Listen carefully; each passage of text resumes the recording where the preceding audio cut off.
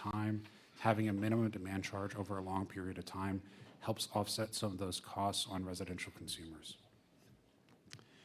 But customers will see considerable bill increases if large loads that transmission is billed for never show up. And that's the second part of our concern with implementation of SB6.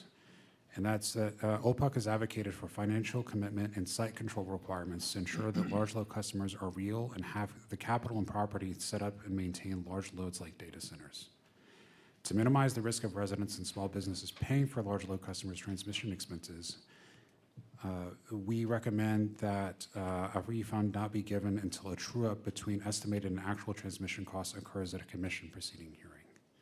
So the cliff notes of my testimony is we need to change our wholesale transmission cost methodology to protect residential consumers, and we need to ensure that whatever is implemented is done in such a manner that we know that those large are here to stay and will be paying for transmission in the long haul.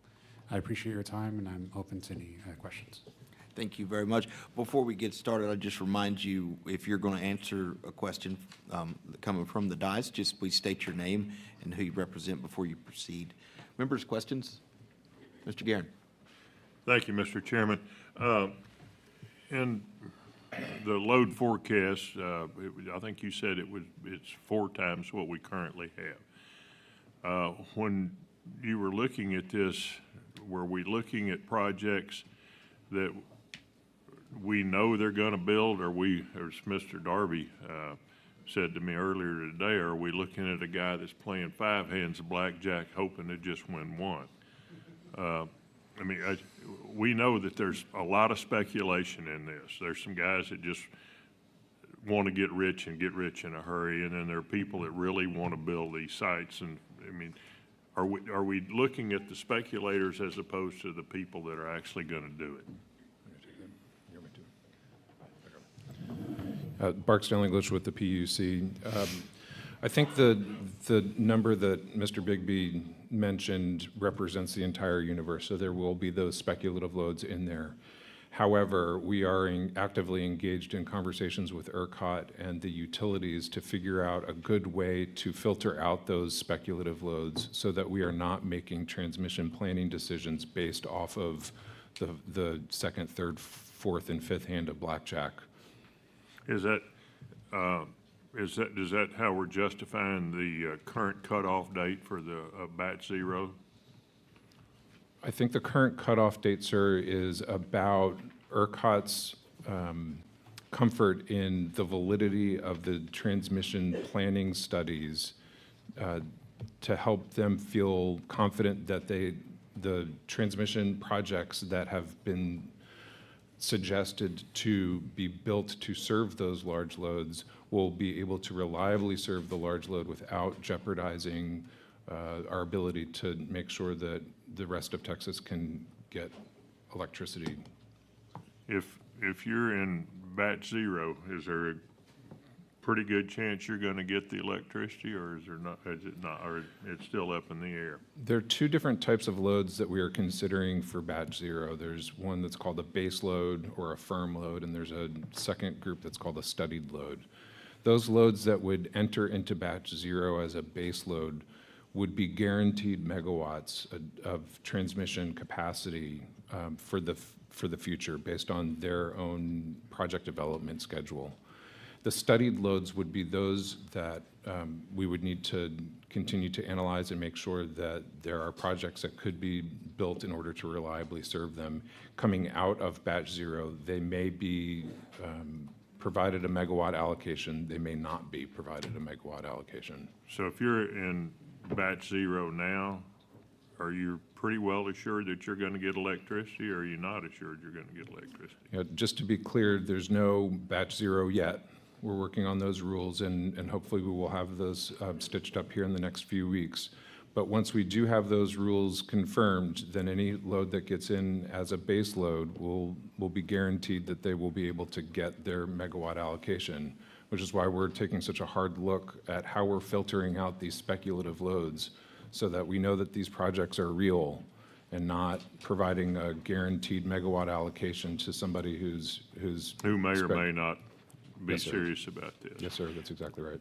So obviously, there's a lot of people that have money up in the till already. And under current rules, it's non-refundable. Are we trying to fix that for the people that will end up not getting the electricity? Are they going to be able to get their money back, or is that money just going to be stranded? I think the current interconnection agreements are different among all of the utilities, which has proved to be a problem as this influx of large loads has really kind of been a tsunami on our transmission planners. And some utilities require certain kinds of financial commitments and others don't. Or if they do require financial commitments, the amount or the refundability of those commitments are different. And so our interconnection standards rulemaking is seeking to standardize that across all of the utilities in the ERCOT region. We proposed to have financial security against both the direct costs to interconnect as well as those indirect costs to interconnect, with a certain portion of those securities being non-refundable if that project should back out after it had been awarded its megawatt allocation. The rules are not yet finished. We're trying to have that balancing act between ensuring that we're setting appropriately high hurdles to weed out those more speculative loads, while also ensuring that we're not harming economic development by setting those hurdles too high. The thing that concerns me, though, would be people who are anticipating, and they're serious. I mean, they're going to build a plant. But if, in the end, if they've got, $30–40 million in the pot, and it turns out we cannot get the electricity to them, don't you believe that they should get their money back? I think if there's a project that is studied in any of the batches, and we're unable to provide them with a transmission allocation, then the commitments that they would be required to make after that, let me say this a different way. I'm not worried about after that. I'm worried about the money that's already out there. Right. I think the rules to be able to get into the batch need to be the hurdles need to be appropriately high so that we are screening out the speculative loads. I don't disagree with that at all. And then figuring out exactly how much of that should be refundable is a question that is still being hotly debated right now. Thank you, Mr. Chairman. Mr. Anchia. Thank you, Mr. Chairman. I'd like to just follow up on some of Chairman Guerin's questions. It is possible that an applicant in a batch zero does not get all of the power it wanted, right? So I imagine a rule would contemplate, to the extent there's any refund, a sliding scale. For example, if you wanted a certain number of megawatts or gigawatts, and that was discounted in the process, you may not get a full refund, you might get a partial refund. Is that something that is contemplated in the rulemaking, or at least being discussed? Barksdale English with the PUC. I think right now the non-refundability in the proposed rule is associated only with those projects who back out after they have received a megawatt allocation. Okay. And so your idea is one that we could certainly consider as we continue to refine exactly where those hurdles are and how they work.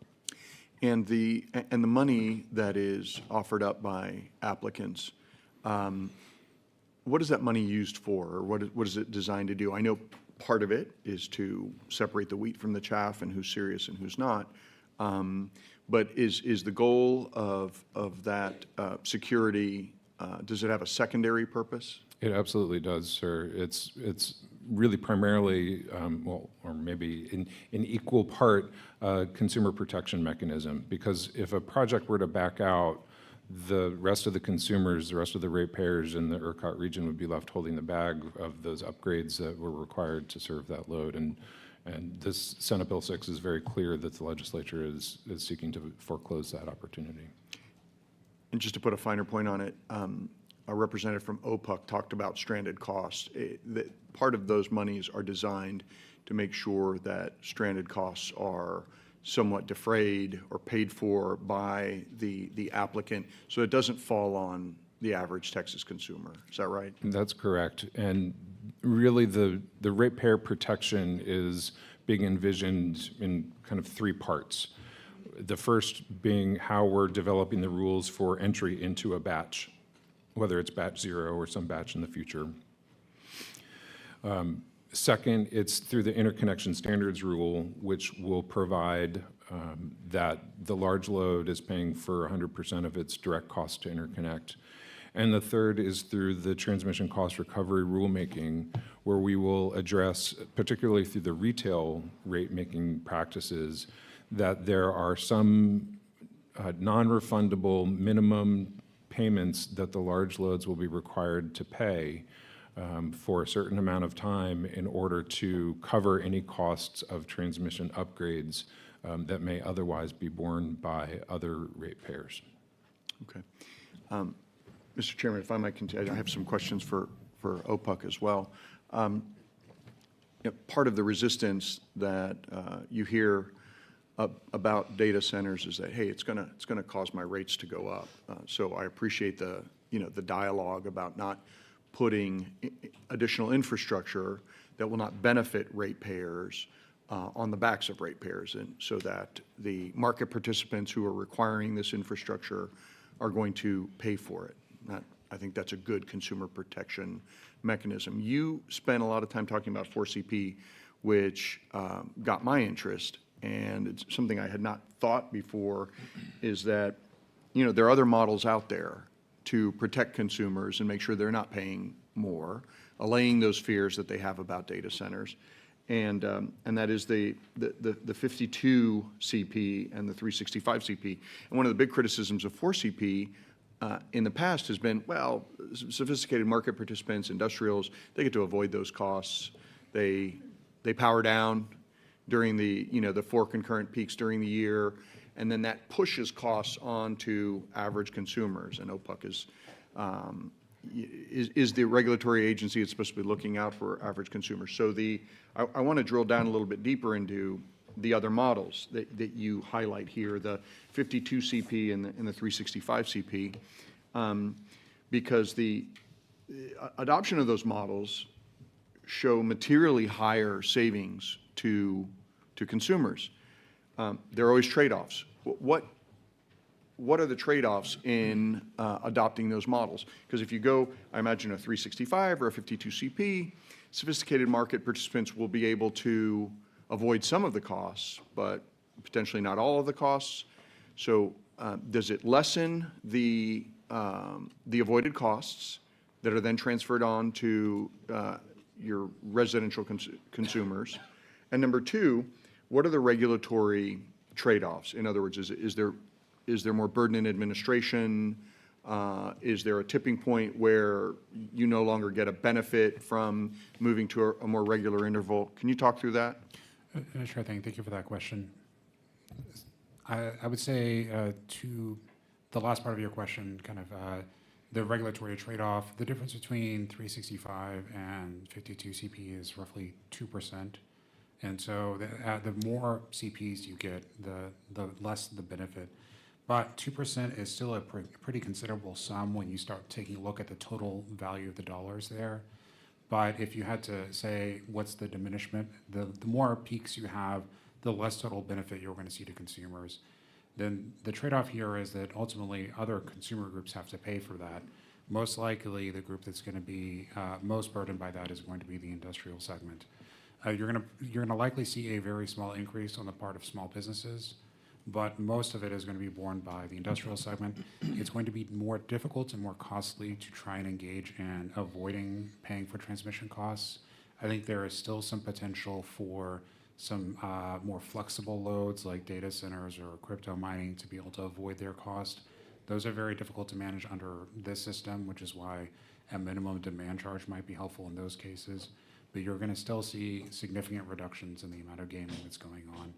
As for the administrative hurdles that might come up, I'm not sure on that point. I'm happy to get back to you on it. Okay.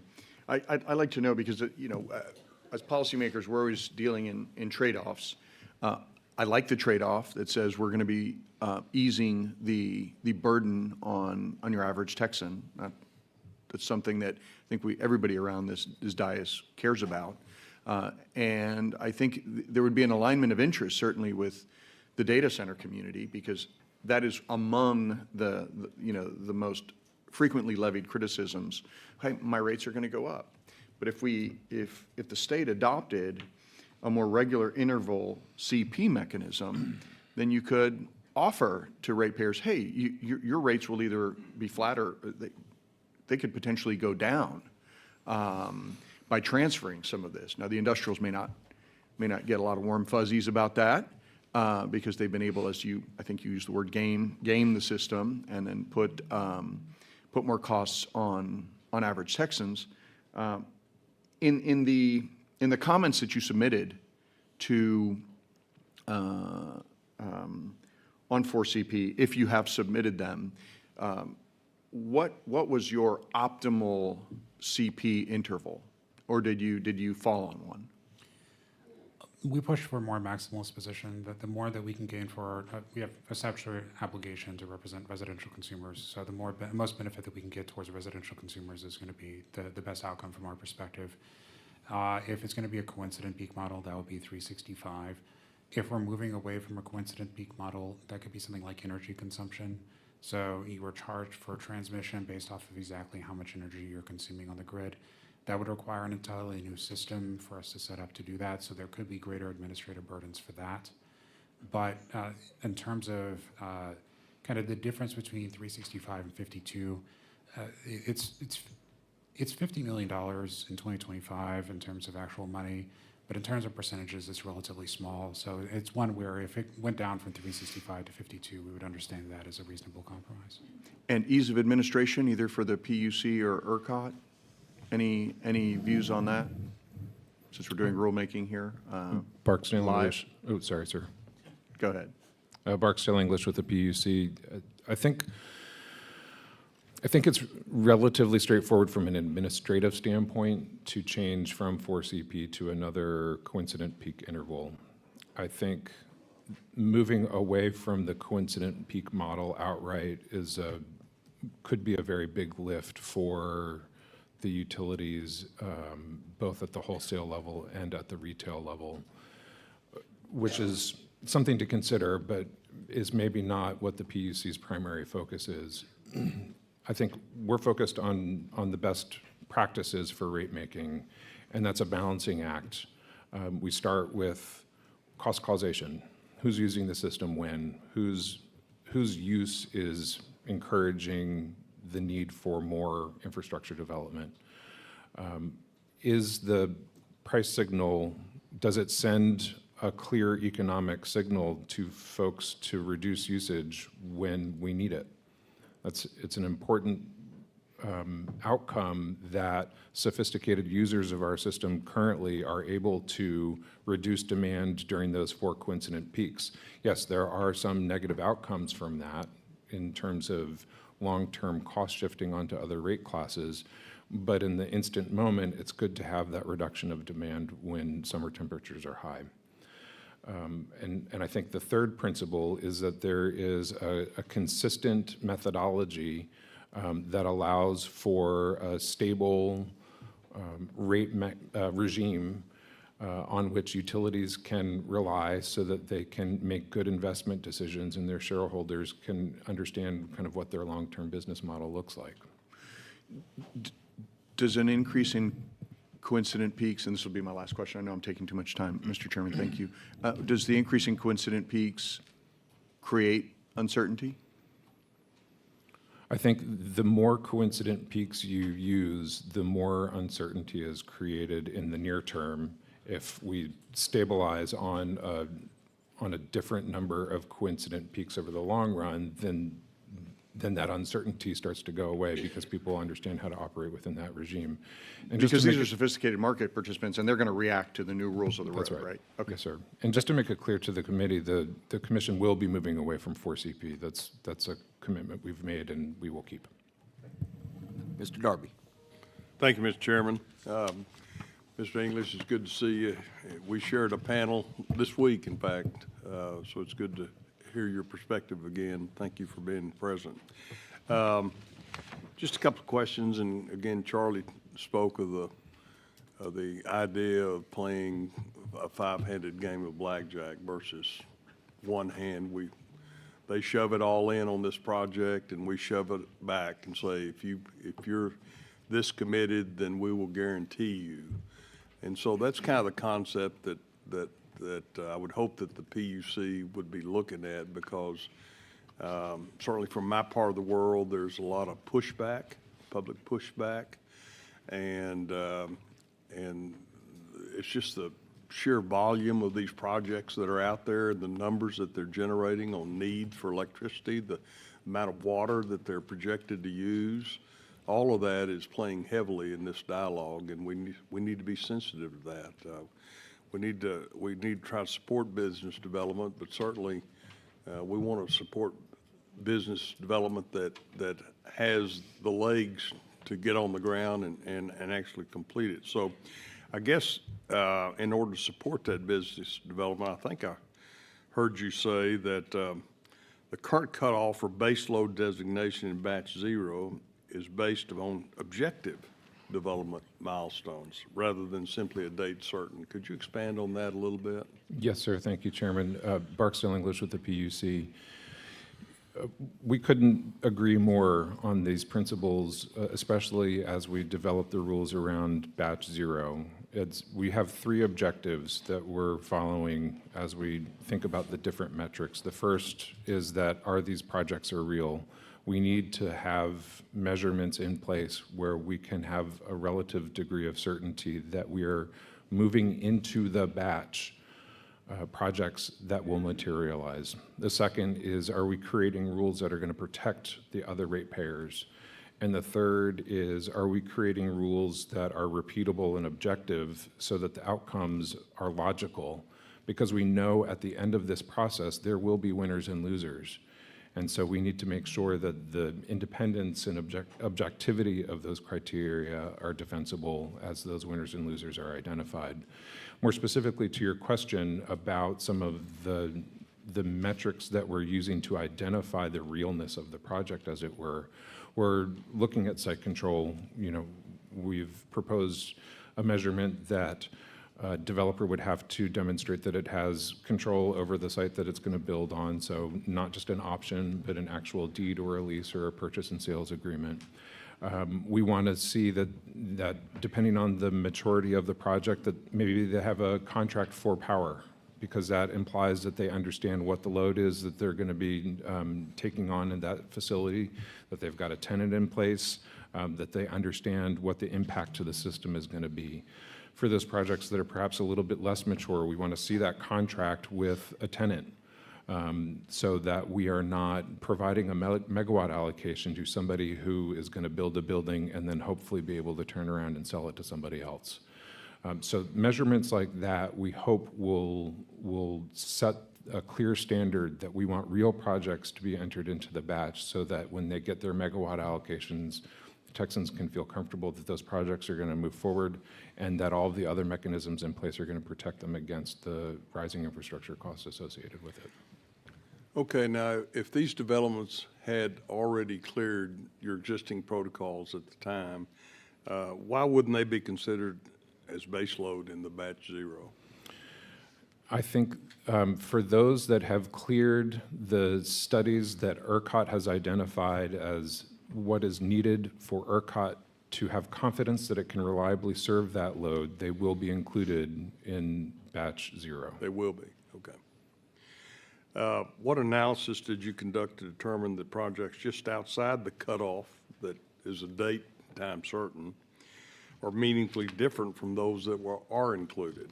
So have you taken a look at what the date cutoff means to those projects that didn't fall under that versus those that did? Yeah, my understanding about that March 4th date is it's associated with the timing of the filing of the ERCOT rules that would implement the batch process. It's also associated with the work that ERCOT did behind the scenes to make sure that every single project that could get into the batch, those studies had been validated and ERCOT felt comfortable that it could serve them reliably. any project that can't meet that March 4th cutoff date still has the opportunity to get into batch 0 as a base load. ERCOT is continuously going through the list of those projects that are completing all of their studies, every single day, and analyzing whether those studies are valid or have been invalidated by the presence of other projects that are still seeking to interconnect. This question, I'll direct a question to Mr. Barkley as well, but appreciate his thoughts on this. But what specific alternatives is the PUC actively considering to the existing 4CP rule? And I see this by Mr. Barkley, which lists 6 different options, or 5 additional options rather than 4CP. What other options is the PUC considering to the existing 4CP protocol? I think we've analyzed a handful of different types of methodologies, none of which go quite as far as Mr. Barkley's proposal would take us. I think the most number of peak intervals we are looking at is 12. But based on OPUC's interest in the 52 CP model, I think our staff is also conducting a little bit of analysis behind that just to see if we share their same outcomes. So if I'm looking at this graph that Mr. Barkley provided, you're aware of this graph, I presume, or can? He shared it with me yesterday. I don't have a copy Okay. right in front of me, sir. Okay, sorry. well, I hate to question you, but you'd said you're looking at 12 CP. So looks like that's in the middle of the stack, so to speak, between 4CP and the energy-only option, which would be the greatest benefit to residential customers. What is your thought process on how you evaluate this 12 CP? Because clearly the objective that Chairman Anchia expressed, we want to give as much benefit to our residential customers as we can. Walk through your analysis of how you're formulating a policy based upon this 12 CP. I think first, just to be clear, I'm here representing the commission staff, and so our commissioners will weigh in, and they may have a different opinion than what I'm sharing with you today. But my staff's opinion about the difference in some of these models is really a reflection of trying to thread the needle of that balancing act that I was talking about with Chairman Anchia. It's understanding that from our perspective, the only objective is not to lower costs for residential consumers.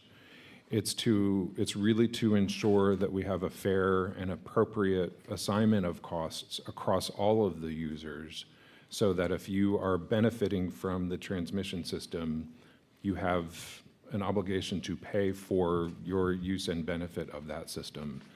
So moving to a methodology like a 365 CP, I think my staff would say that really, the pendulum is going too far outside of that balancing act between all of those different principles in good rate-making practice. So your view, the 12 CP would kind of fall in the middle between the current policy and I guess the most extreme benefit for residential would be the energy-only model. And you're balancing clearly residential with industrial and commercial as well. So, Mr. Barkley, you have any comments about the 12 CP and your thought process? Yes, sir. Thank you for that question. Ben Barkley, OPUC. We would think that 12 CP is a good start. However, the consumer savings for 12 CP, at least according to our estimates, it's going to be $100 million, which is good. Say that again. I'm having trouble hearing. I know your voice is really low. Would you please speak up a little bit and more into the microphone? Yes, sir. So with 12 CP, you are going to see some savings for residential consumers. However, we think that savings in total is not going to be sufficient, and which is why we're pushing for something like 52 or 365.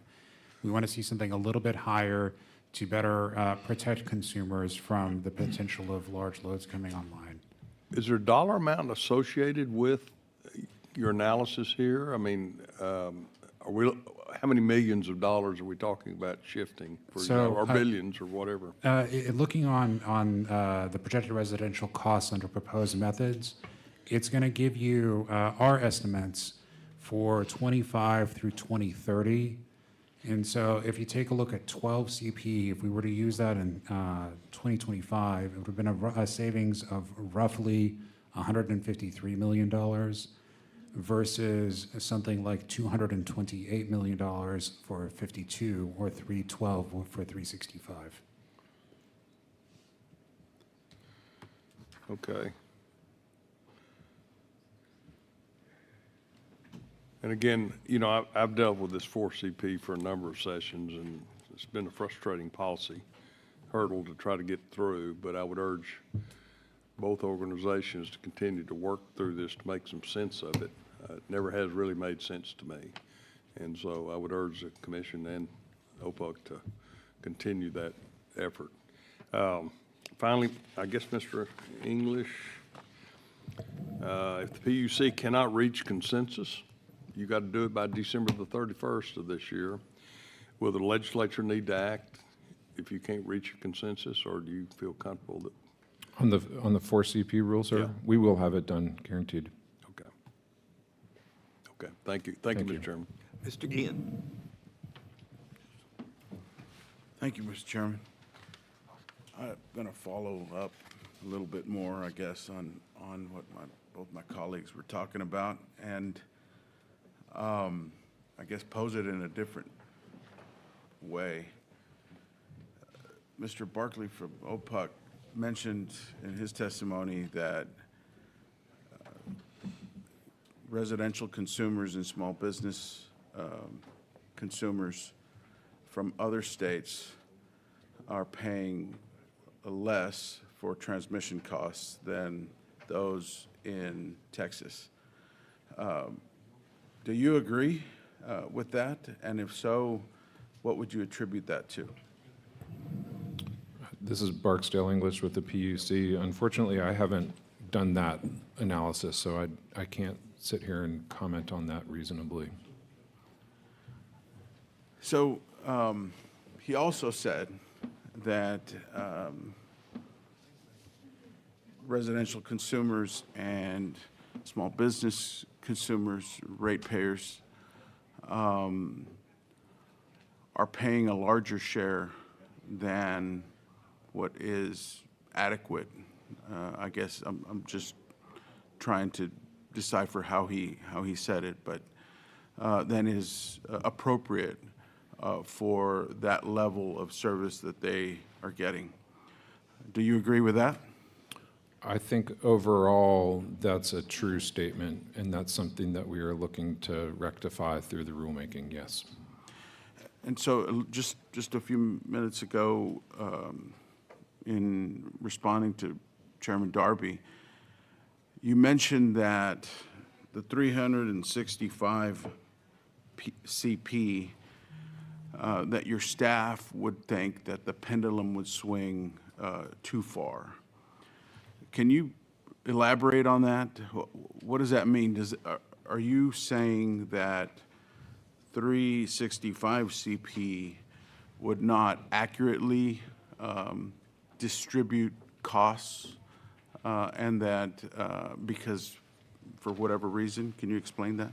Sure. I think my staff would say that we need to analyze how different types of customers use the transmission system and when they're using it.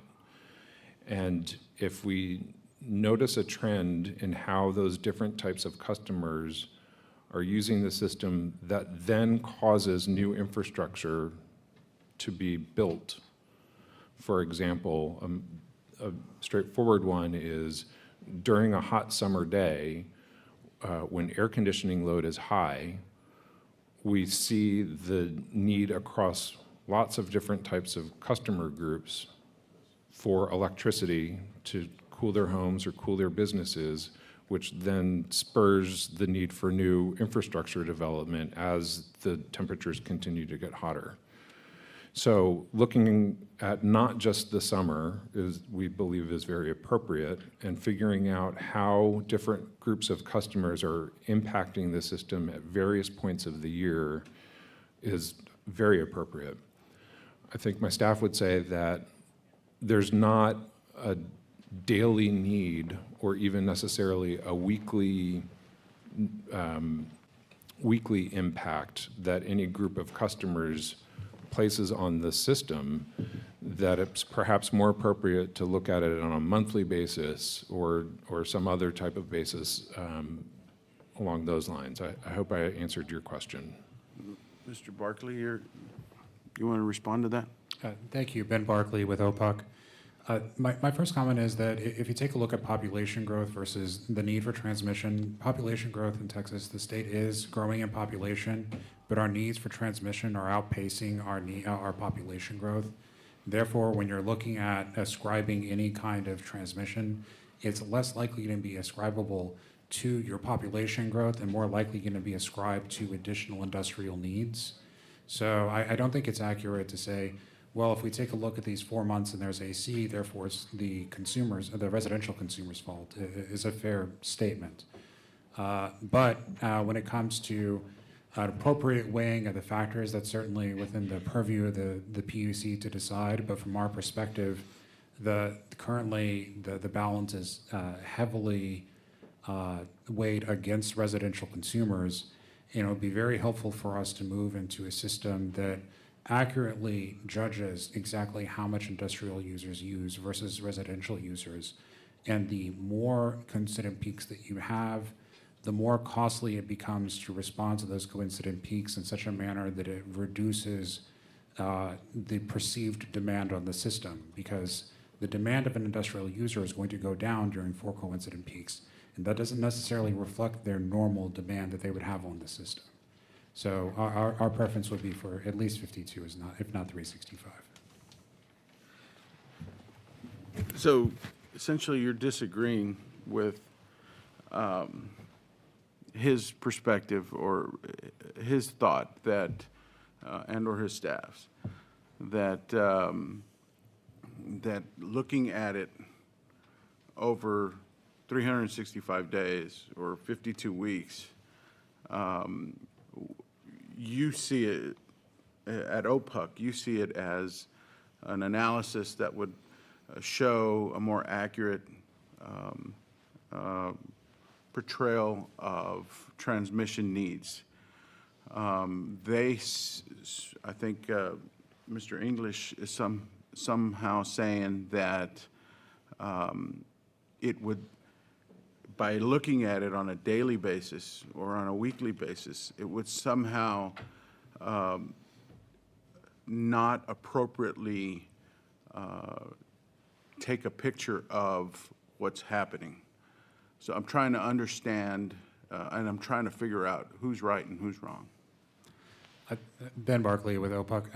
I think that's a great question. I think part of the answer is going to come from the different perspectives of the agency. OPUC's job is to represent the interests of residential and small commercial consumers, whereas the PUC needs to weigh a considerably larger number of factors.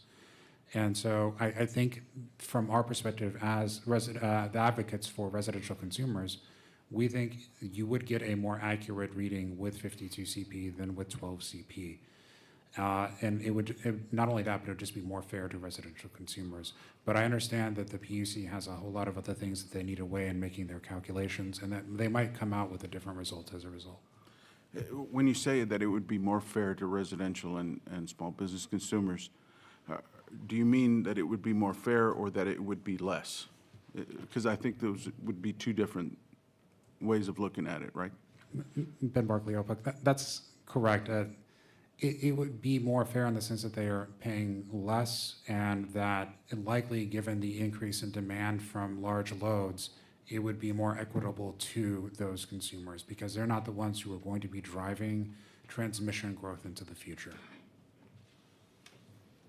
Chairman Gian Barksdale English with the PUC. I appreciate Mr. Barkley's comments on that, and I think we share the similar objective about what OPUC's role is versus what the PUC's role is. I think remembering that the the ratepayer protections that we will implement through all of these different rulemakings is not limited to the transmission cost recovery rulemaking is critical for me and my staff, because we're going to hopefully address the costs of direct interconnection in the interconnection standards rule. We will address the costs of system upgrades through the 4CP rule, and we will handle a portion of both of those in how we set up the rules at ERCOT for the batch process, so that the combined effort should see a reallocation of current costs that we hope will more appropriately and fairly spread those costs across all the different rate groups and protect especially the residential consumers against rising infrastructure costs that are directly associated with the large load influx. Thank you. Mr. Phelan. Thank you, Mr. Chairman. Appreciate it. Not an expert on SB 6. It doesn't apply to my district, so I just kind of watched it from a 10,000-foot level this past session. And so maybe this topic has been discussed in the past, but I also go back to post-Uri. This was an issue then, too, and to quote Mr. Anchia, the state's responsible for separating the wheat from the chaff, correct? When it comes to, players, we'll call them developers who want to enter the market, the state's responsible for who's really there to invest and who may be speculating, correct? Barksdale English with the PUC, that's one of the goals of the rulemaking that we're doing, yes. And how much time and effort do y'all spend doing that? Right now, we're spending a considerable amount of time I working would through that. think so. So why not, and maybe the state's prohibited from doing this, but in the private sector, you have to go get a performance bond and let the private sector figure out who's real and who's not, and let them get into the finances of these individuals or these companies or these investors, and let them decide whether or not they want to back these entities who want to enter the market. So why is the state spending a considerable amount of time and money when in the private sector, it's offloaded to an insurance company to decide whether or not this is a real entity or not? Is the state prohibited from doing that? No, sir. I think that's one way that a company could satisfy the financial security commitments that we're talking about putting into the rules. So it's being considered to put in the rules to have a performance bond for anyone who wants to enter into this net zero or the market here in Texas. Would it save you a lot of time and effort if they had to do that? To be honest, Speaker, no. I don't think that would be the silver bullet. I think,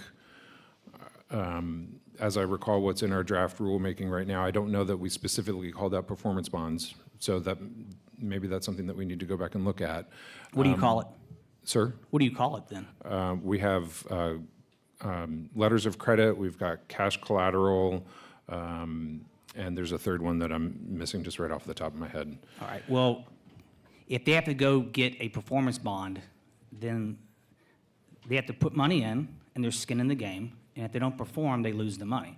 But someone has to back that bond, correct? And they have skin in the game. So it's not your staff doing all the work, it's someone else doing all the work.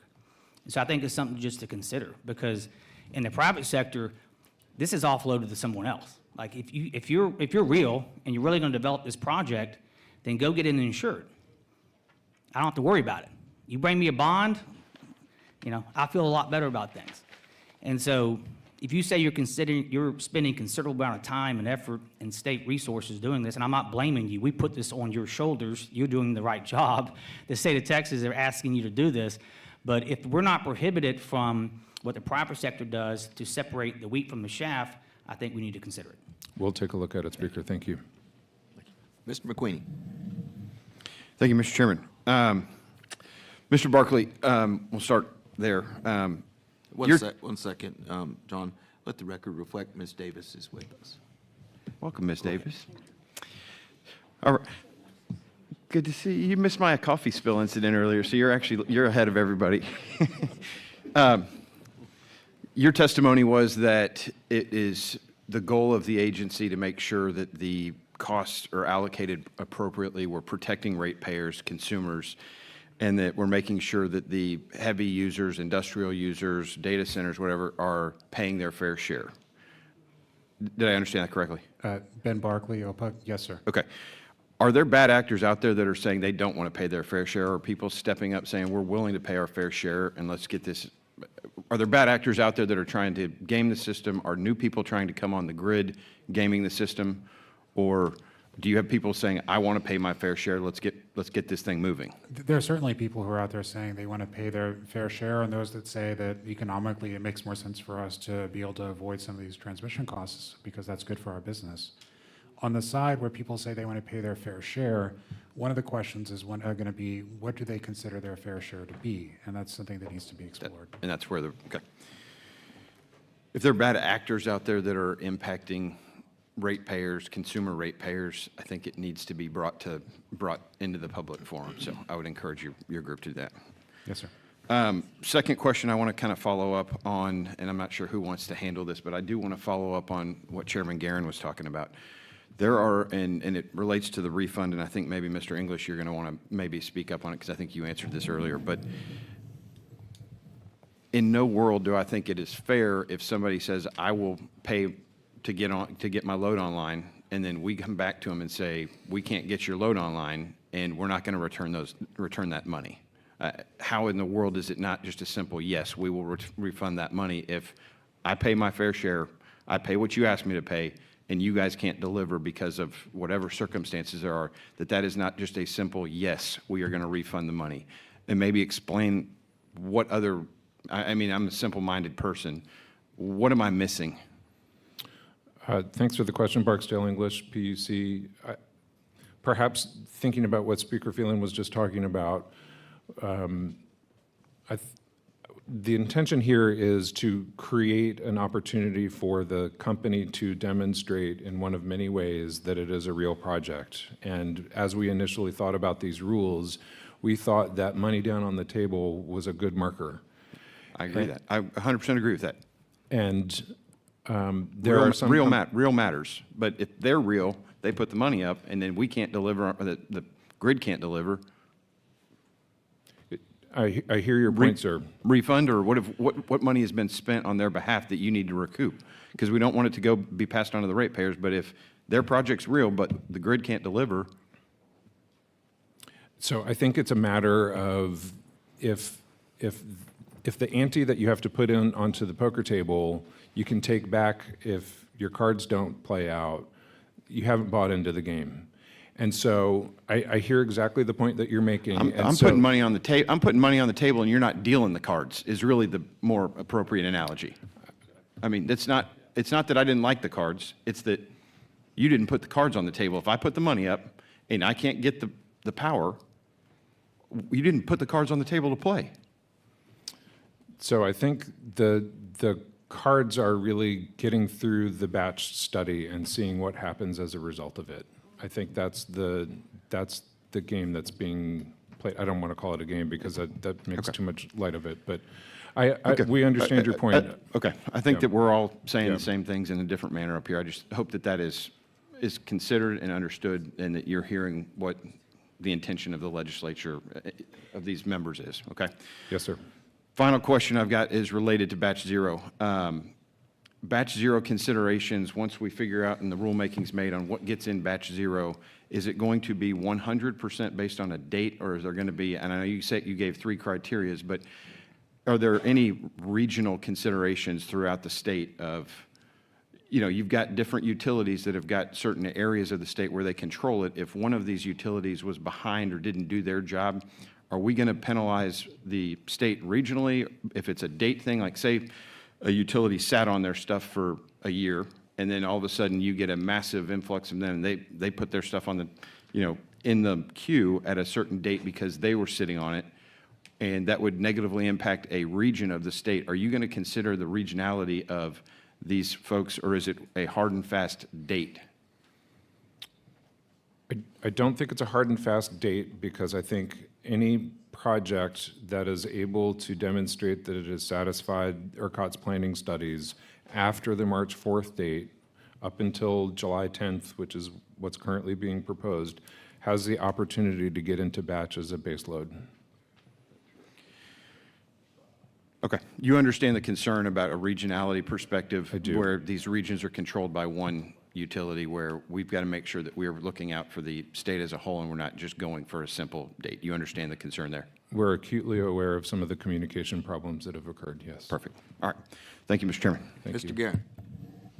Just for clarification, I believe you told me that nobody is in batch zero today. There are a lot of people that think they are, but I want you to answer that. Nobody is in batch zero today, is that correct? Yes. Thank you. All right. Members, further questions this panel? Seeing none, thank you all for being here. I would ask that if you can, hang around till the end, because you may get, maybe a need to call you back up. Sure. Thank you very much.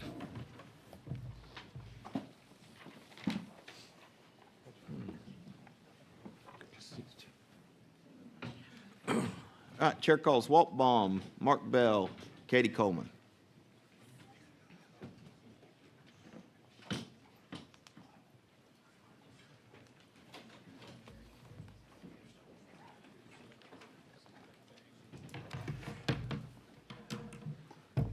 Walt, we're going to start with you, and just for the record, state your name, who you represent, and then proceed with any opening comments. You got it. Walt Baum, CEO, Powering Texans. Thank you, Mr. Chairman, members, for the opportunity to testify today.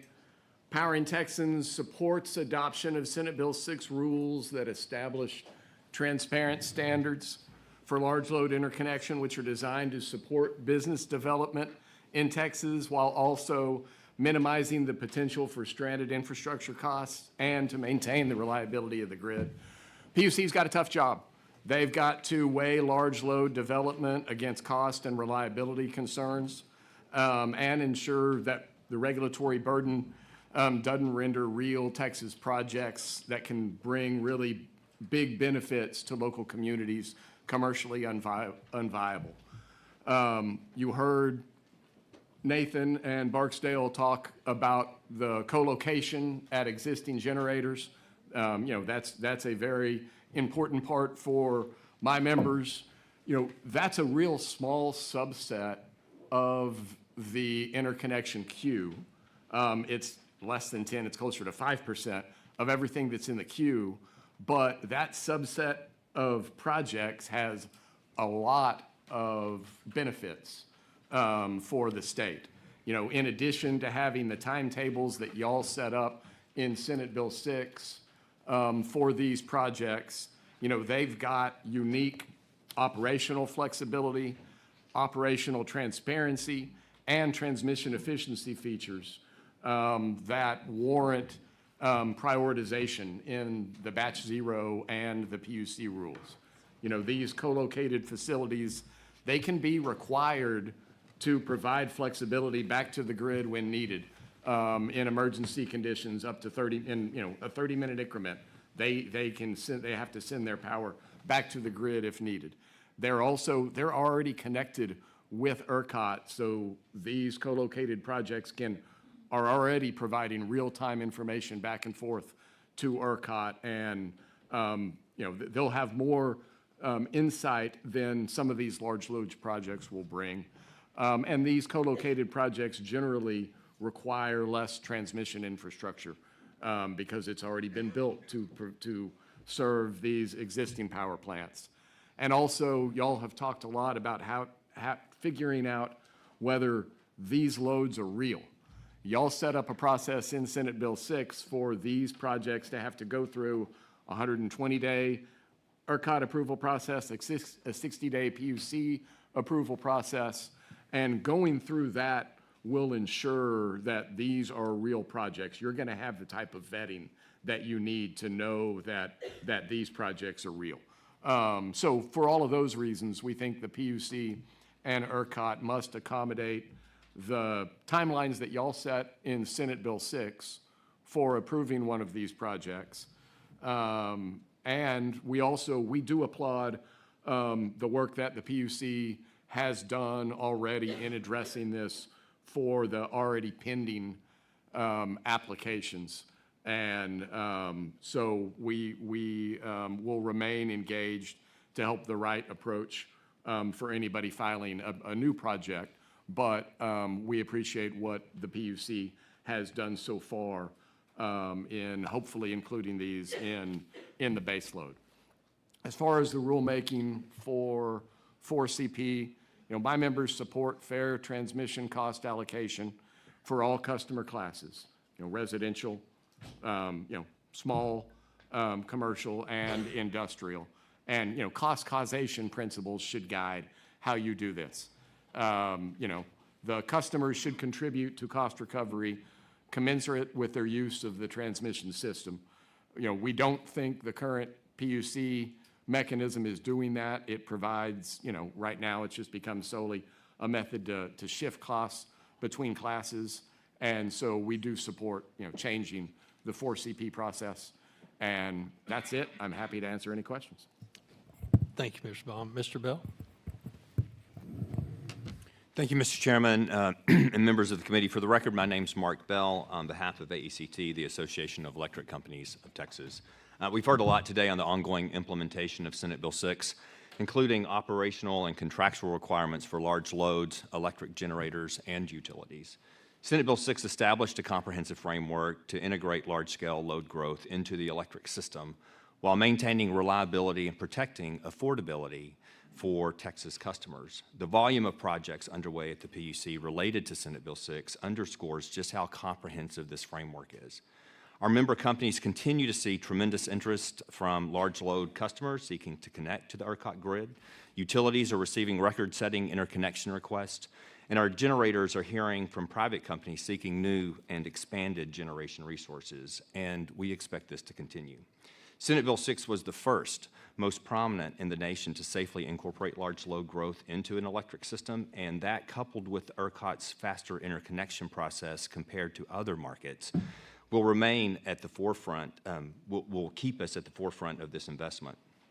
The key provisions of Senate Bill 6 that allow for improved forecasting, a framework for load interconnection, clear rules on co-location, and protection of residential customers, when implemented, it will strengthen the Texas economy. It'll create jobs and deliver meaningful local benefits as companies choose to invest and locate projects from across the state. But more importantly, the framework is designed to ensure that residential customers are protected and do not bear a disproportionate share of the cost. Affordability is top of mind and a priority for our members. And I know that every day we see news reports on increasing electricity prices nationwide. This is particularly true outside of Texas. But here in Texas, we have proven that we can incorporate new loads while maintaining affordability. Over the past 5 years, Texas load growth has increased by 25%, while the nation's has only increased by 10%. That is 2.5 times the growth, which is reflected in our, as a reflection of our robust economy. Yet, even as we've added infrastructure, electricity prices in Texas are 28% below the national average. That outcome is no accident and is a testament to the work of the legislature, the Public Utility Commission, and ERCOT. SB 6 continues that precedent and sets Texas ahead of other states as we integrate these large-scale projects into the system. Thank you, and I'll answer any questions. Thank you, Mr. Bell. Ms. Coleman?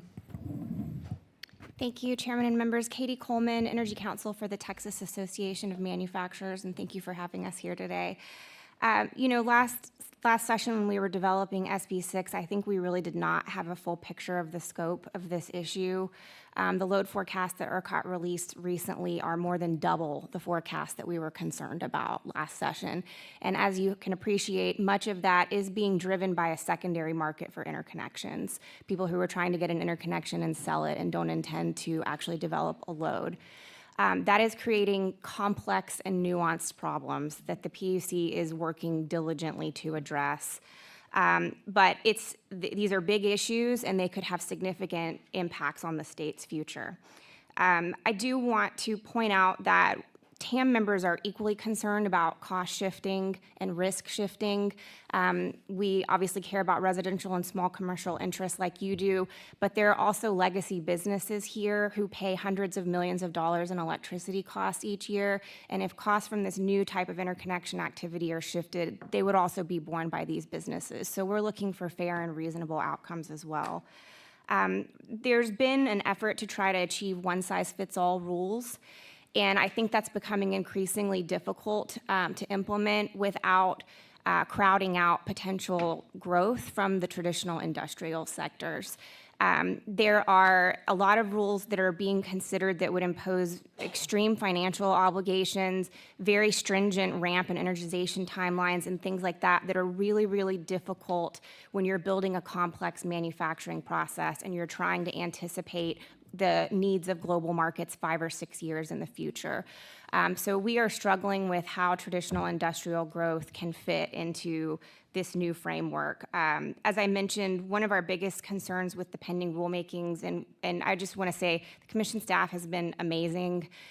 They've done iterative processes for these rules. We've had multiple drafts, multiple workshops. They're always open for feedback, but these are tough issues.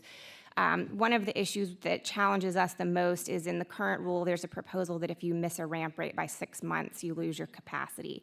I don't know an industrial project that hasn't missed a deadline by 6 months. I mean, if you're doing a remodel on your house, you might miss it by 6 months. And we're talking about refineries, semiconductor fabs. So that's really challenging. When that is combined with onerous and often non-refundable financial commitments, it's doubly challenging for industrials that are trying to do business here. So we want to tamp down this speculation. We want to get reasonable load forecasts, but there may need to be some areas where we distinguish between that type of activity and traditional growth that's being pursued by companies that you all know that employ your constituents and provide important tax base and revenues for the state. So that's our focus. I did want to touch briefly on the 4CP discussion. So we have been supportive of moving away from 4CP. I did want to just point out that the cost shifting is not really from one class to another. It's really from those who respond and those who don't.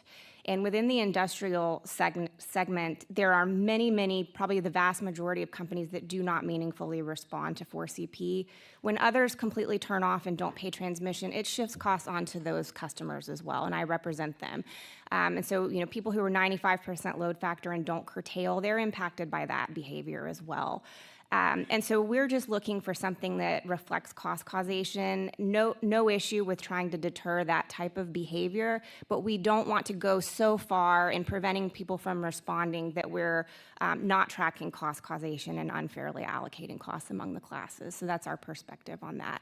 And with that, I'll take any questions.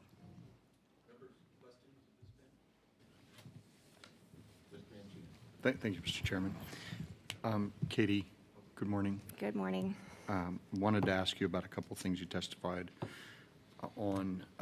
The first one is secondary market interconnection. That's a term that I'm not that familiar with. Can you walk me through that? So it used to be that generally when an entity was pursuing an interconnection, it was for themselves, and that they were planning to build, a manufacturing facility or, some business for these larger interconnections. The large load studies and spots in the interconnection queue can be assigned and can be sold. And there's a lot of money in that right now. And so what you're seeing, this 360 gigawatts that's in the queue, a good portion of that is people who are wanting to get an interconnection and then sell it in what we're calling a secondary market. And that behavior is different from the historical interconnection practices that we've seen. Now, I want to be clear, there are some, what I would consider developers, third-party developers, that develop data centers and then host a tenant like a hyperscaler, a computing company, but they actually continue to operate that facility. So they're building out a complex, but then they have these tenants that they host. And that is a portion of the activity, and I think that that is a legitimate business model that existed prior to this new kind of AI activity.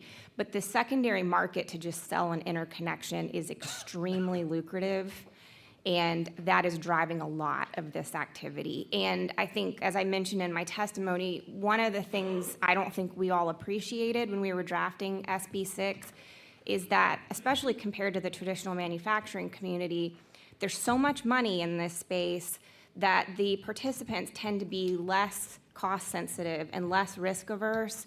So trying to ferret out what's real and what's not using financial mechanisms alone really does threaten to chill the economic climate for traditional industry and may not meaningfully move the needle for reducing these load forecasts. And for them, I imagine for this class of secondary market participants, speed to market's really important. So cost might not be the overriding concern.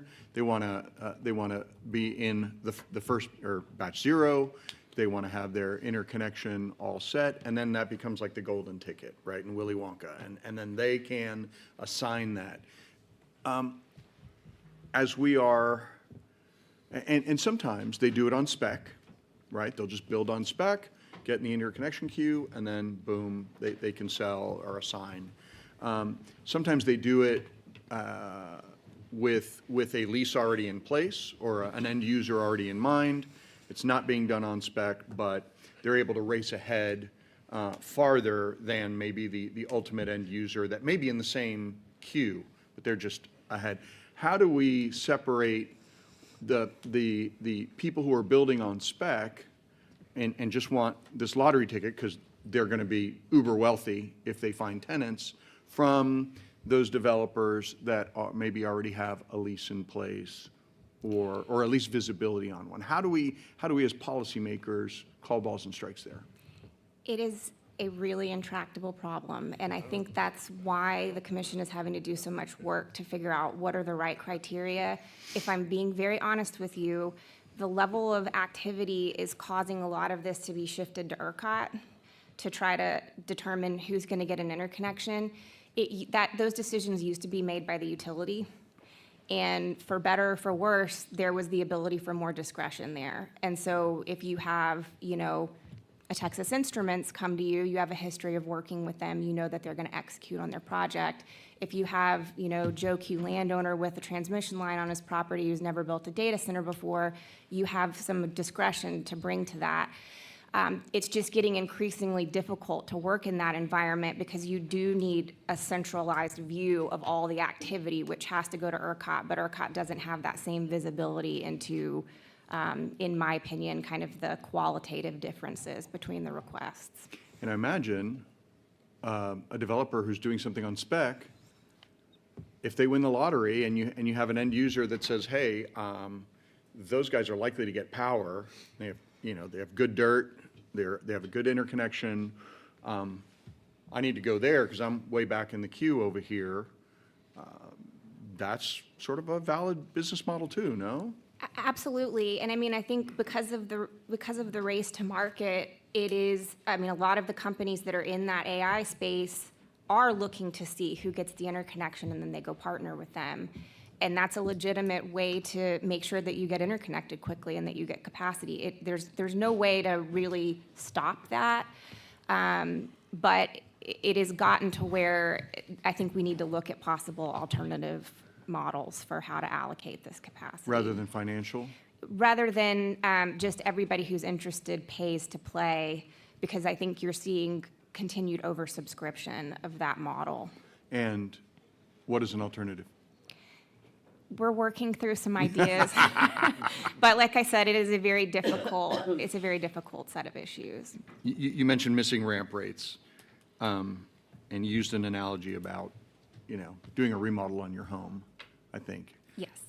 Which budget doubles, time frame doubles. What is an alternative to the 6-month ramp rate that you all are suggesting? So again, the way that this was historically done, when you sign an interconnection agreement with the utility, you have ramp milestones in that interconnection agreement, and there are financial conditions associated with that. That's always existed. But if you're working diligently to get your project across the finish line and the utility sees that, they can work with you on that agreement. The way that the rules are envisioned right now, there's no flexibility to do that. So from our perspective, if you want an outside deadline on missing a ramp rate and you want something hard, a year would be more reasonable than 6 months. But even in that instance, there probably needs to be some ability to get a good cause exception. There just needs to, I understand the need to make this more uniform and egalitarian, but there's got to be some consideration for, I mean, you guys, most of you have done a plant tour of a manufacturing facility. They're massive. They're technically complex. Things like, geopolitical issues can affect wars, timing, wars, tariffs. exactly. Yeah. Tariffs, labor shortages, all those things that are outside of a company's control.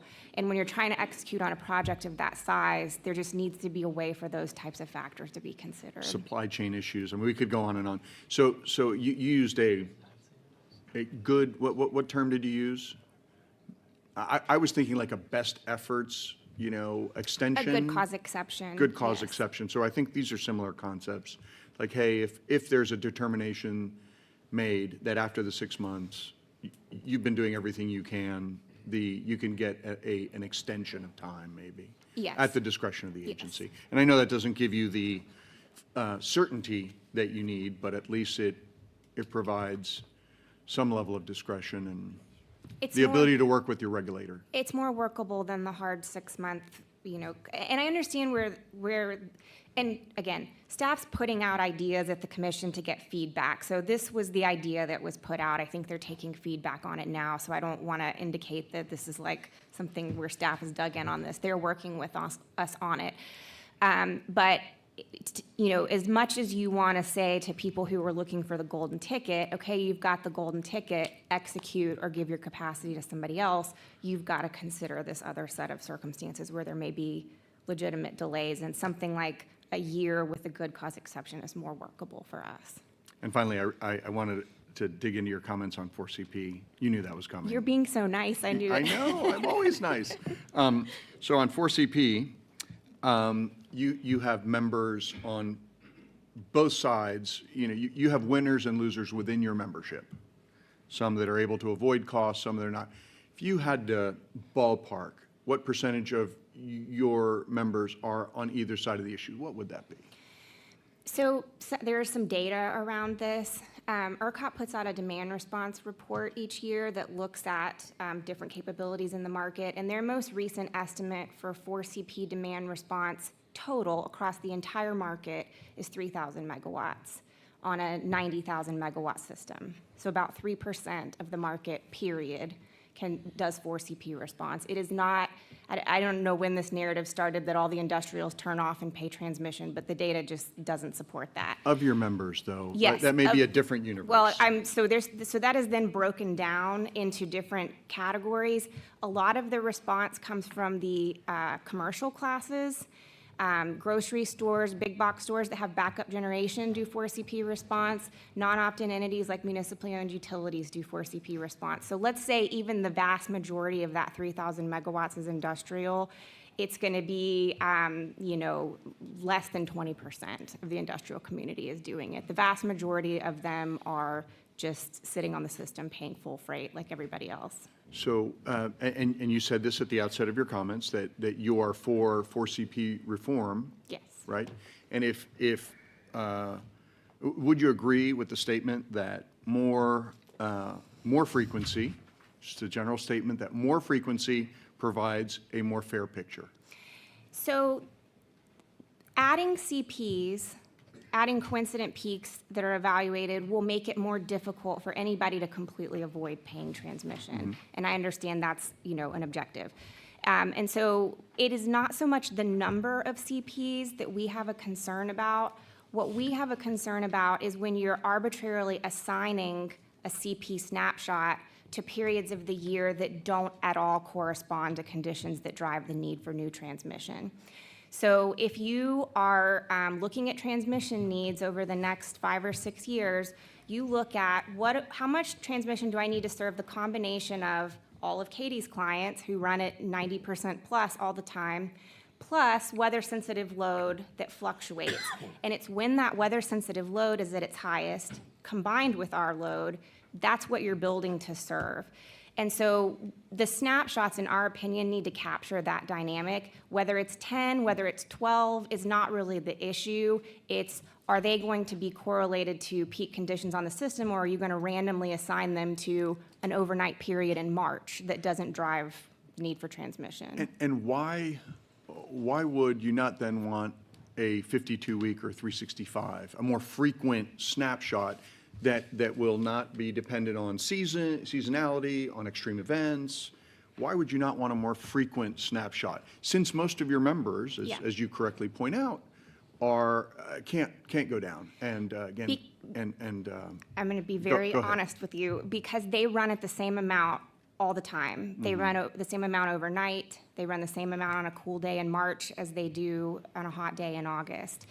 And so they're always, at a steady amount, but the other load that's weather sensitive varies. And if you take a snapshot when that weather sensitive load is not activated, it overrepresents our contribution to the peak demand. And it actually, in my view, unfairly shifts costs to the industrial class if you're looking at cost causation. Wouldn't that be the same for residential consumers? It's funny. Because their patterns don't change. No, they do. They dramatically do. Seasonally, maybe, but from year to year?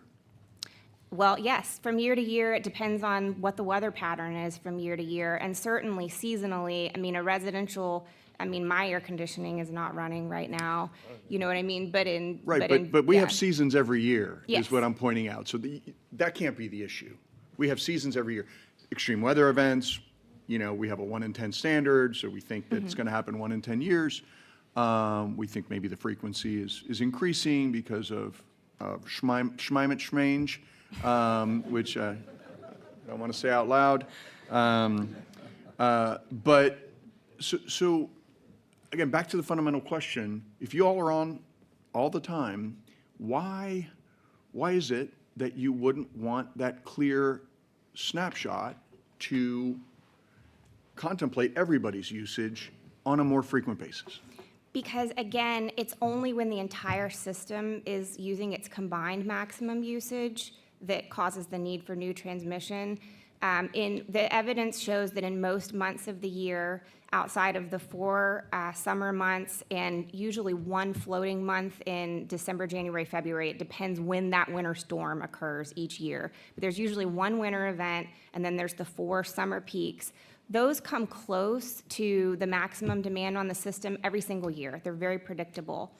But most other months, the maximum peak demand is 60 or 70% of the absolute system peak. So it is not representative of how customer classes use electricity when those peaks occur. The usage patterns for residential and weather-sensitive customers in March do not reflect the type of behavior that causes the need for new transmission. Even with, okay. I think I don't understand what you just said, but It's easier with like a whiteboard. I'll come by. Let's spend more time on Okay. it. Let's spend more time on it. But thank you for the question. Mr. Darby. Thank you, Katie. Thank you, Mr. Chairman, but thank you, Katie. You and I have had conversations about transmission and costs and 4CP over the last 3 or 4 sessions is an understatement. But I appreciate your testimony, and I appreciate your willingness on behalf of the organizations that you represent to take a fresh look at this. I know the SB 6 directs the PUC to look at all costs associated, and you just testified that some of your customers are able to cut off and some are not, and some provide very essential services to this state, whether it be production in the Permian Basin or LNG on the coast. There are other advantages to our security than just trying to allocate transmission costs fairly. And so I'm glad the PUC is going to be looking at all of that. And so I think we need to look at the value added, if you will, these customers are given to the security of the state in addition to just this actual trying to fairly allocate the transmission costs. I'm just wondering, I didn't ask this to the PUC or to OPUC, but have we considered something like maybe a fixed percentage of transmission costs, say 50% of transmission costs be allocated to all the classes, and then have the extra 50% be allocated on the basis of not 12 CP or something like that, so a different horizon. I'm just curious, have we thought about something like that?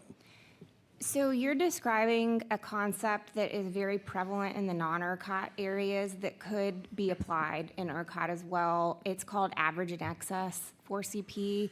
I'm sorry, would you It's called repeat that? average and excess 4CP. Average and excess? Yeah, A&E 4CP. And it's just, I think it's an interesting note that even in the non-ERCOT areas, 4CP is the primary tool that's used to figure out who gets allocated costs during the periods of variability, because it really does tend to align with system peak conditions in an absolute way. But the way that works is they have some portion of the costs that are allocated based on average usage, and then some portion of the costs that are allocated based on what they call the system load factor, which is how variable your system is, and that is based on it's a peak demand allocation. So those types of methodologies do exist. What I would say is all this stuff sounds really simple, and I don't envy being in your shoes. And I mean, I hear all the affordability. It's a real concern, and it needs to be your focus, and I understand that. But there's a lot to regulated rate design and cost allocation, and I would just say I think the PUC is really trying to do this in a measured and fair way, and I would hope that they're allowed to finish that analysis and come back with recommendations. Well, we appreciate your willingness to work on this issue. I think it's clearly a topic that everybody on this dais and everybody in the legislature it's very important to them, to make sure we try to have a fair way to allocate these costs that are coming. And so appreciate your continued work on that issue and what your testimony is today. Thank you. Thank you, Mr. Chairman. Mr. McQueenie? Nope. Mr. Chairman, I'm good. We've covered 4CP enough. Okay. Would you like some coffee? Mr. Chairman, I've got water Thank you. in a sippy cup. All right. Members, other questions of this panel? No? Y'all got off easy. Thanks for being here. Appreciate you.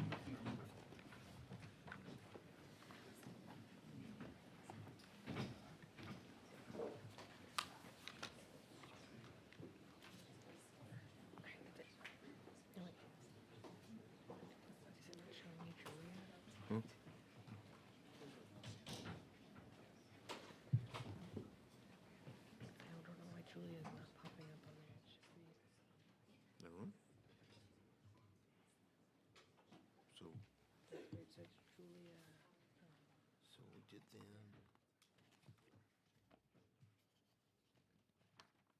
Hang on. There we go. No, that's not the right one. I was just seeing if someone else would pop up. Oh. I don't know why Julia's in this. So we doing. That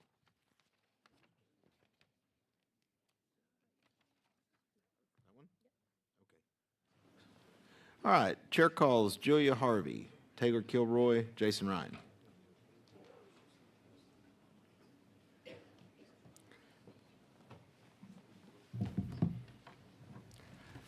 Julia, we're going to start with you. If you just for the record state your name and who you represent and proceed with your opening comments, and we will go through the whole panel in that manner and then go back to questions. Great.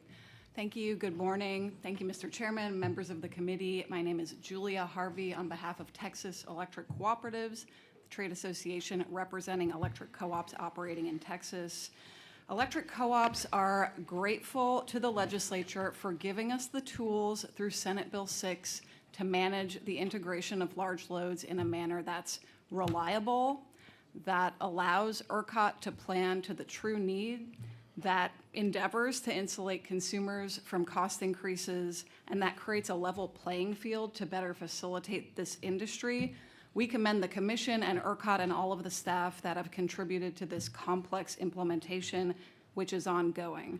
Regarding that, I just have a couple of points. So first, as you've heard, a key objective of Senate Bill 6 is to create a framework that strikes a balance that protects ratepayers while supporting business development. And part of achieving that involves imposing uniform financial commitments to demonstrate the viability of a project and to protect consumers from stranded costs, and we agree with that premise.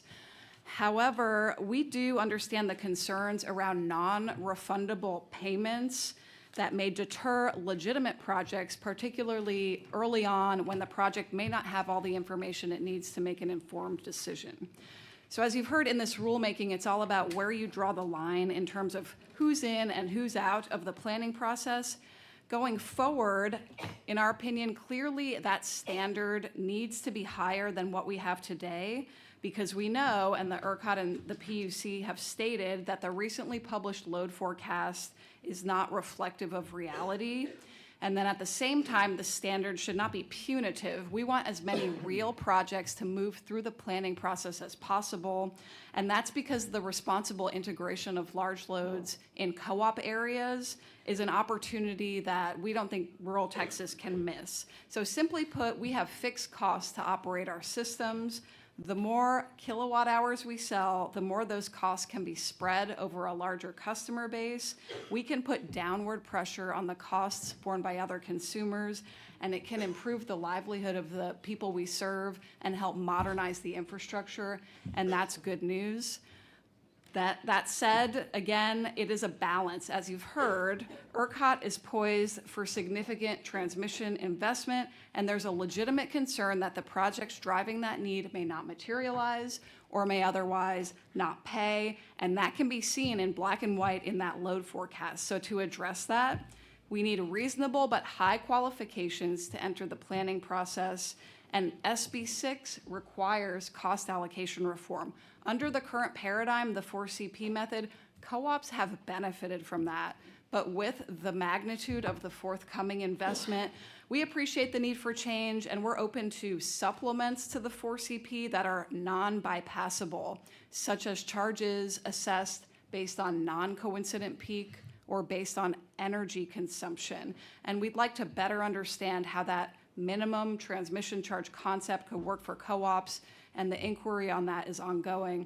Ultimately, with the full implementation of SB 6, we believe co-ops can access an exceptional opportunity that can help our areas thrive, and the best way to facilitate that is certainty in the rules, and so we're looking forward to that as the implementation continues. Thank you for the opportunity to speak today. Thank you, Julia. Go to Taylor. Same deal. Just state your name, who you're with, and then proceed to your opening comments. Of course. Thank you, Chairman King, Vice Chair Hernandez, members, and staff. My name is Taylor Kilroy, Executive Director of the Texas Public Power Association, testifying neutrally. TPPA represents 72 municipally owned electric utilities, I'm going to call them MOUs, and other publicly owned electric systems that provide power to over 5 million Texans. Large loads, specifically data centers, present both opportunities and challenges. Several of our members have already connected data centers to the ERCOT grid. Some have been operating for many years now, and many are currently working with data center developers of all sizes. MOUs statewide exemplify Texas's open for business mentality, and data centers can be a big part of this, bringing economic growth opportunities, particularly for small towns. But utilities cannot blindly seek to interconnect every data center that inquires, and we must protect our existing customers from bearing stranded costs from large loads that don't materialize. Many MOUs have adopted or are considering adopting specific protections, including utilizing a dedicated rate class, requiring long-term power purchase agreements, setting a minimum bill amount with contracted demand levels, requiring payment of exit fees, and setting standards for when a data center cannot drop from service. We appreciate that current law allows MOUs to adopt these protections for our customers. While it is too early to speak to the PUC's final decisions and some of the key Senate Bill 6 rulemakings, like interconnection standards and transmission cost recovery, we're encouraged by the process so far. And I want to echo some of the previous witnesses that PUC and ERCOT both have been fantastic and transparent and diligent, and we appreciate their transparency and collaboration. That said, we also recognize that this process has resulted in many projects being delayed, some for several years, and we agree that swift action from the PUC and ERCOT is needed to set durable standards and provide lasting clarity to those on both sides of an interconnection agreement, the large load and the utility provider. With that in mind, we do have several concerns with the implementation of Senate Bill 6, concerns that we've publicly brought up in filed comments with the PUC, so no surprises here today. For instance, we're concerned about the Commission's reduction in the amount of costs borne by large loads when interconnecting to the grid. While we don't think the state should create needless financial roadblocks against large loads developing here, we remain concerned that significant limitations on a utility's ability to recover the cost to interconnect large loads could result in other customers picking up the difference. To that same end, we're also concerned that in the transmission cost recovery rulemaking, the PUC has limited its study to programs that function similarly to the current 4 coincident peak program, while more substantive changes have largely gone unstudied, such as the total energy consumption method, the non-coincident peak methodology, or implementing a cost ceiling for non-large load customers, each of which was recommended by other stakeholders. These ideas deserve study, even if they are not the ultimate solution chosen. Exclusively focusing on moving from 4 CP to some other number CP limits the Commission's ability to deliver on real cost relief to customers. Like all of you, we'll be watching the PUC's final rules on these matters closely. Appreciate the opportunity to provide this testimony. Thank you. Happy to answer any questions. Jason? Yes, sir. Just state your name and who you're with, and begin with your opening comments. Thank you, Chairman King. I'm Jason Ryan, Executive Vice President at CenterPoint Energy.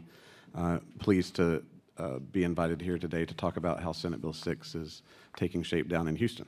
As most of you know, we are a transmission and distribution utility based in the Houston area, where we have the privilege to serve almost 3 million homes and businesses. And I thought before I get into the specific benefits that we see through your hard work on Senate Bill 6, I'd provide a little context about the growth that we're seeing there. Because that growth is what is really going to drive home the benefits of these large customers coming online. Importantly, in Houston, it's a diverse set of factors that are driving that growth. I'll start with people.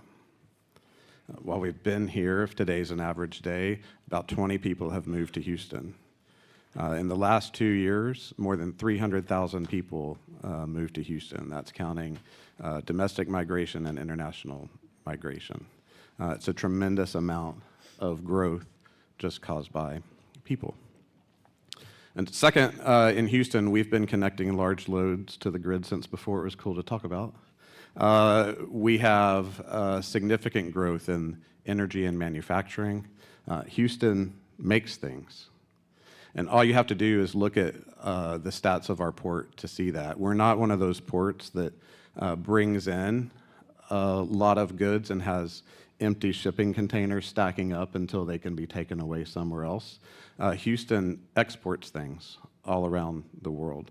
We are now the top exporting region in the country. And if you look at it just by economics of what Houstonians build and refine and send around the world, it is more than the next 2 ports combined. It's more than the value of what goes out of the New York port and the Los Angeles port combined in Houston. And we're not done growing yet. In fact, as we start to dig into SB 6 and the benefits of growth, that growth that we're seeing in Houston is what leads us to have the lowest TDU rates of any utility in ERCOT. That growth is a benefit. It brings down costs to everybody. So when people hear about large loads connecting to the grid, the first reaction is one of concern. Is this going to cause my bill to go up? You all, I'm sure, have had those conversations with your constituents. We talk to customers about that often. But if we have good policy and if we manage this right, it's actually the opposite. That growth will lead to benefits on the bill. That's because our grid is largely made up of things that are fixed costs. We have poles, wires, substations, and the incremental cost to add another customer doesn't exceed the benefit of adding that customer as it relates to those new customers taking up more of those fixed costs. Imagine if this room were customers on the grid, and I needed to collect a total of $1 from this room, and I'm only charging people that are sitting in seats. The people that are sitting in those seats would probably rather have people sitting in the empty ones to soak up the cost of that $1. If you brought in people to sit in all of the empty seats, the amount per customer that I have to charge that $1 to goes down. Now, if they have to Uber here, and if everybody in here had to pay for their Uber, that'd be different. But what SB6 does is says any incremental cost of these large customers to connect to the grid are paid by that connecting customer, not by everybody else. So what SB6 does is it fills up the seats. The incremental costs are paid for by the people connecting to the grid, and everybody behind me in that example, their costs would go down. And so what we've done is calculate based on the growth that we're seeing in Houston, assuming that the batch process works out and everybody is able to connect to the grid on their timeline, we would expect costs for residential customers to go down by nearly $4 billion if you look at it on a 10-year look. That's substantial. Growth is the single largest thing that can be done to address affordability. I don't have the papers sitting in front of me that you all did on if you change 4CP, what those benefits are. I think they're dwarfed by the benefits of growth. Because the $4 billion I'm talking about is if you don't make any changes to 4CP, right? So I do think that we often talk about SB6 as protecting residential customers. It does much more than that. It benefits them. And so I just wanted to share our view of that with you all today. Another benefit is that these customers that are connecting are paying for more modern infrastructure, better infrastructure, and all residential customers will benefit from that too. And I'm not even going to get into the tax benefit that they bring to the local communities. So none of this happens by accident. It comes from good policy and good management. I'll close by saying, as it relates to making sure we can continue to add new large customers to the grid post batch zero, and I do want to thank the PUC and ERCOT for all of the hard work and all of the focus on batch zero. I want to focus a little bit more on batch one, what's next. And I mentioned that adding new customers to a fixed cost system brings tremendous benefits. If a utility has existing capacity that can take on more customers than gets into batch zero, I think we need to think about how to get those customers on as soon as possible so that they can meet their timelines and residential customers can continue to get the benefit of that growth. If the only thing holding them back is waiting for a batch, I think we need to revisit that. So just foreshadowing some discussions I think we'll have as the batch process moves forward. But again, appreciate PUC's and ERCOT's hard work to get us where we are. Thank you, Mr. Chairman. Thank you, committee. Jason. Members, questions of this panel? I've got a couple. Julia, first one really is for you because, I live in co-op land. And we talk a lot about ERCOT, but I don't live in ERCOT. But I have a lot of co-ops. And there's a lot of these large loads coming up there. Could you just talk a little bit about the co-op role? Because you're outside of ERCOT up there, and obviously you still have to deal with PUC, but when these large loads want to interconnect, there is a role that the co-op has to play in that scenario, correct?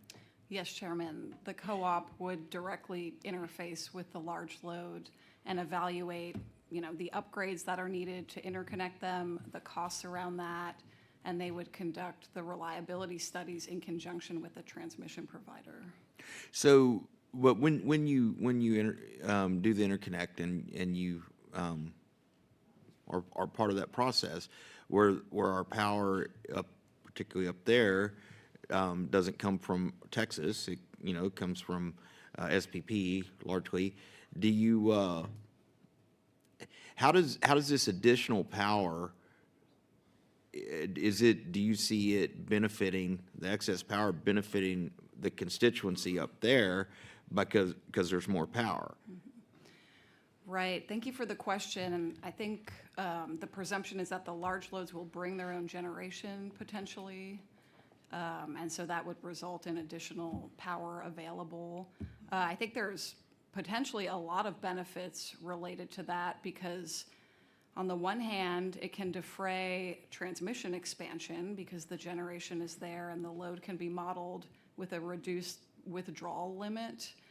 And I think it would depend on how the rules are set up regarding the role that generator plays in the actual market. And I don't know if the rules in SPP are final on that. I don't think they are. That's why I was asking you if you had any insight for me, because the thing of it is out where we live, we know that where I live that there's not excess power.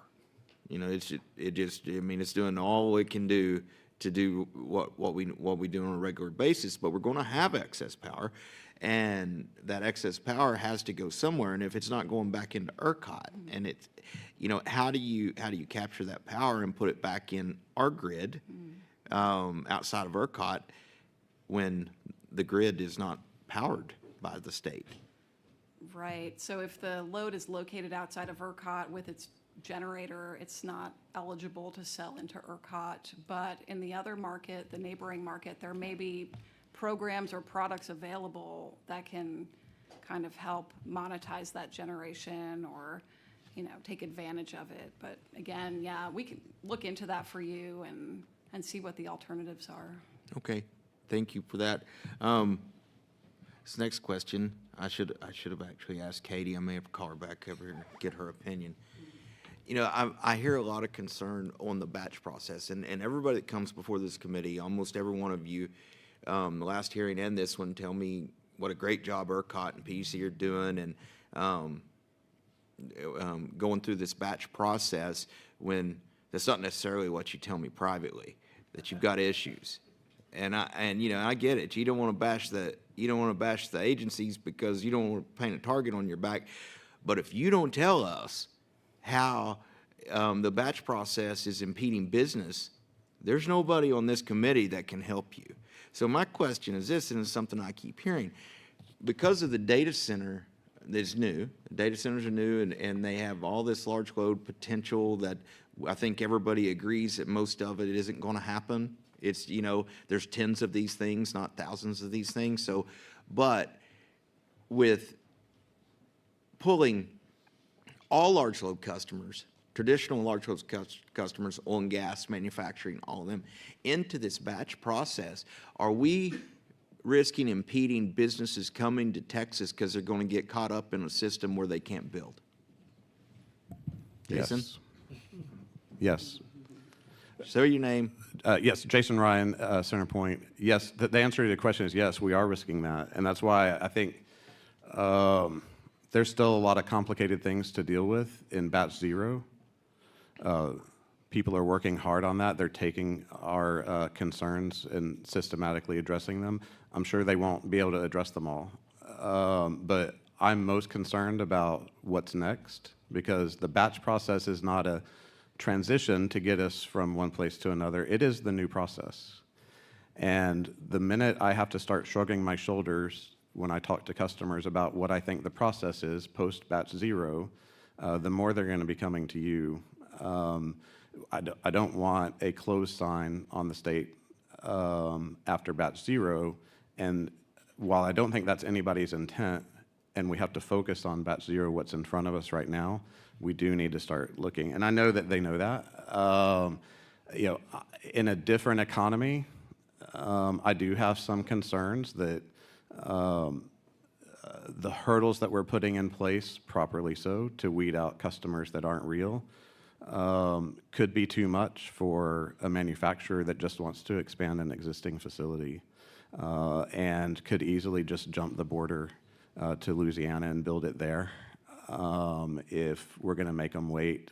And that's why I made the point on, if we have existing capacity, if the only thing holding that customer from being able to expand or come to this state is the batch process, I think we have to take that into account. It doesn't mean that there's something fundamentally wrong with the batch process.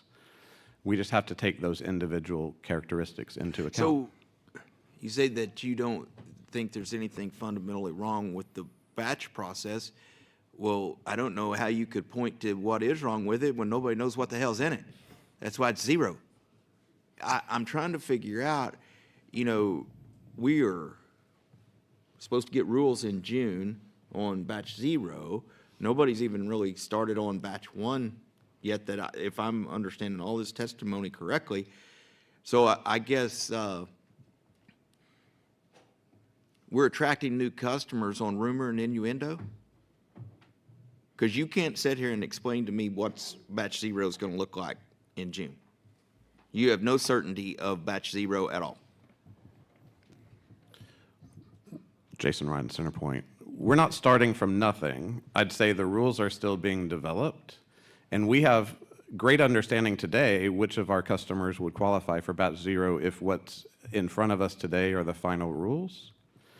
And we are working through a process with ERCOT and PUC to clarify and change some of those rules based on what we think should be included in batch 0 versus not. Mm-hmm. So it's not a complete guess from our perspective. We've got more clarity today than we did in January when people just started, right? Because ERCOT has put information out there and has gone through a cadence of stakeholder meetings to refine that. I do think there's work to be done, but as it becomes more clear over the coming weeks, because I think it will be weeks, and then it's going to be very clear what the final rules are. Once you know that you're not in batch 0, it's going to become more important to understand than batch 1 and 1 through N, right? What does that look like? What's the timeline? If you're telling me I can't get an extension cord to connect to the grid in batch 0, then when can I? And that's where I'm concerned, but I know that the concerns will be addressed as soon as we have time to move our attention to batch 1 through however many batches. I just wanted to flag that as it's increasingly important. We are getting calls every day from people that want to invest in this state and have certainty around batch 1. I'm sure you all are too. And I think that's going to be the next challenge that we have to bite off. So I think, you know, my concern is this, you know, Senate Bill 6, I think, you know, certainly had some good things in it. And I will say that I believe that this committee in the House made it better and more functional. My real problem is this reminds me of another committee I served a decade on, which was public ed, also a complicated issue. We got rid of the old accountability system because nobody understood it. We created A through F, and now nobody understands that crap. And I worry that we're complicating this so much that we're impeding business. You know, the goal of Senate Bill 6 was to regulate responsibly, not impede progress. And so what I'm asking of everybody that testifies and is listening to this, I'm not bashing on ERCOT or PUC. They're doing what they were told to do to the best of their ability, and I believe that. But all of you have a thought somewhere deep down that you don't want to share of what would make this go better. And it's time to help PUC and ERCOT get there if we're going to accomplish what we set out to do. Because if we don't do it, the legislature's going to be back deciding how we can fix it, and that's probably never a good idea. So anyway, but I do appreciate your comments. I appreciate, and Julie, I would like a little more info on the co-op realm. Oh, Mr. Raymond. Yes, sir. Chairman, I had some questions and comments. It just seems to me, Chairman, that we probably need to do another hearing after June, but I think it will work out. You know, I just do. I think that I have little doubt that any of you who have sat at these panels or sitting out there and have any interest or ideas or concerns, that they have been conveyed to PUC. I doubt they have not. So I'm not concerned that PUC is not getting information and input that they need in trying to figure this out. So that's what I think. I think it will work out, and with reference to losing business or interest in Texas, I just don't think that'll happen either. Texas is a place people want to come, they want to invest. They're not going to invest millions of dollars unless they think it makes sense. And in terms of data centers, and much of why we, I think, talk about the importance of them, those that argue the importance, it has to do with America being competitive worldwide. So we're going to have those data centers in the United States of America. So that's the most important thing, if that's what you're arguing. Now, how many of them are in Texas? They will be plenty, in my opinion. How many do we have already? Does anybody in the panel know? How many we have in Texas already? A bunch. I think I've read recently 300. Yeah. We've got 300 already in Texas. We will have more. So I really wouldn't worry too much about that. I think it will work out. We have to put, some faith in the agencies. We give them as much direction as we can through legislation. We count on them to try to work that up. Most of them that are working on these issues are smarter and more informed than most of the legislators on this panel or the rest of our colleagues. So I think it'll work out. And again, there may be some growing pains. Maybe we won't have 1,000 data centers in Texas. Maybe we'll only have 500 or 600. But I promise you, it's going to happen. Okay, that's what I think. Now, I want to ask Jason real quick if you could just clarify for me when you talked about the whole, one of the benefits about SB6 being that consumers would benefit, about the empty seats, full seats, all that stuff. Did I hear you throw the $4 billion figure or something like that? Yes, sir, over a 10-year period. Right. And is that, just to be clear, when you say when the existing customers would not have to bear the burden of the 300 people that just moved into Houston in the last 30 minutes or whatever, right? Is that what you said? It wasn't quite 300, but yes, sir, yes. I thought you said 300. It was about 20. 20, 300 at the day, at the end of the day. One person every 6 minutes. Right. Yeah. Well, so that those people, that the existing customers don't have to pay for, what that means, right, in terms of additional cost. Is that right? The incremental cost to add them to the grid doesn't outweigh the benefit of adding them to the grid. So as you're adding residential customers or Right. large customers, you're absorbing more of those fixed costs that exist and bringing down the rate for everyone. Okay. All right. Now, can I ask Julie something real quick, kind of a side note on co-ops? When I had a rural district, which is where I grew up in a small town, and I had 7 rural counties, and my parents grew up in the country. They didn't grow up in a little town, they grew up out in the country. So my mother, who grew up in Stark County, didn't have electricity till she was 9. She did because of electric co-ops. So that was kind of Lyndon Johnson, all that stuff, getting the electric co-ops going. It's a different world now. Now I represent Laredo, but my district has now become where, although AEP, our go-to, but Medina, is Medina one of your members? Yes, sir. Okay, so Medina now has a good, acreage-wise, a good part of my district, right? Because Laredo has grown, my district has grown, and development is, it's for us, it's a lot. Jason mentioned trade moving in and out of Houston, not more than Laredo. Laredo is number 1, right, in the country. So, and that's going to continue. Our two trade bridges are going to expand, and the completion dates are, for the big one is July of 28, and then which is the World Trade Bridge, Columbia, and down the road there, 18 miles up, not far behind. So we're around 17 to 20,000 trucks a day. By then, they think it's going to be 40 to 50,000 trucks a day. So we have a lot of development going on, and I have concerns, and I don't know if I mentioned to you, or I don't remember if you were in the meeting we had where I had PUC, and I had Medina, and I had some folks from Laredo. There is concern, my folks in Laredo, in that Medina, although it is a co-op, it starts in Medina County, right, which is over, or Hondo, that area, west of San Antonio.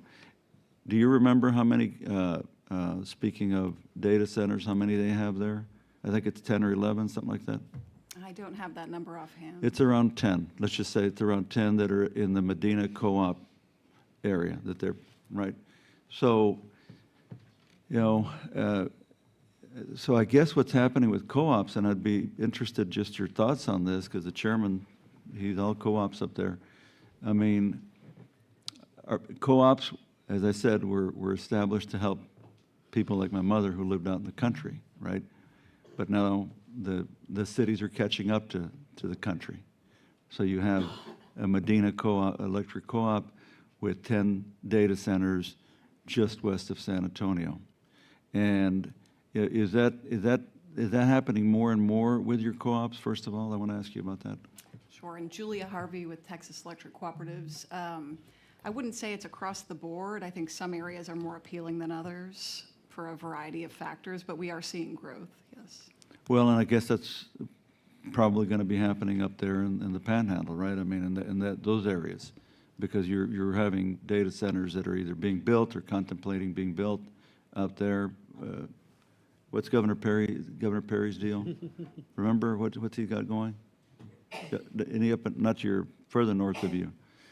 But anyway, so you guys are you're now in the big business, big load business, right? Not just rural areas, correct? Yes, sir, and it's not necessarily a new phenomenon. We've served large industrial loads historically, but this data center, proliferation is relatively new. Okay, so in Laredo, what we're concerned about, and Trey Grebe and those folks at Medina, really impressive folks. But as we're growing in Laredo, right, we need to make sure that Medina can take care of that growth area, right? That they make it a priority. It's a priority for us. Obviously, it's a priority for us. We need it to be a priority for them as well. And for example, I'm saying it here, but not in a mean way, but they're looking at building a new office or an office in Laredo or close to Laredo. And I suggested to them, well, if you're going to do that, you really should do it not out in the country, in the part of Laredo or Webb County where you're not going to have a whole lot of customers. You really should put that office, as an example, in the area where we have all this growth, where you're going to have the biggest part of what you have to deal with. Little things like that, because I asked the PUC, and I'll ask you, who determines what the service area is, what the coverage area is? Nobody really knew, because I guess it happened so long ago. Maybe you know. What I was told when I asked the question to PUC, I said, can I change the area with legislation? And they said, if you want to. Or of course, in our case, like AEP and Medina have exchanged some areas, right? So what is your understanding of how service areas are determined these days? Yes, thank you. Julia Harvey with the Electric Co-ops. Thank you for your questions. I guess to answer the service area question, yes, those were determined by the PUC when they established certificated geographic service areas that define... Many years ago. Yes, in the past, yes. Many years ago. Right.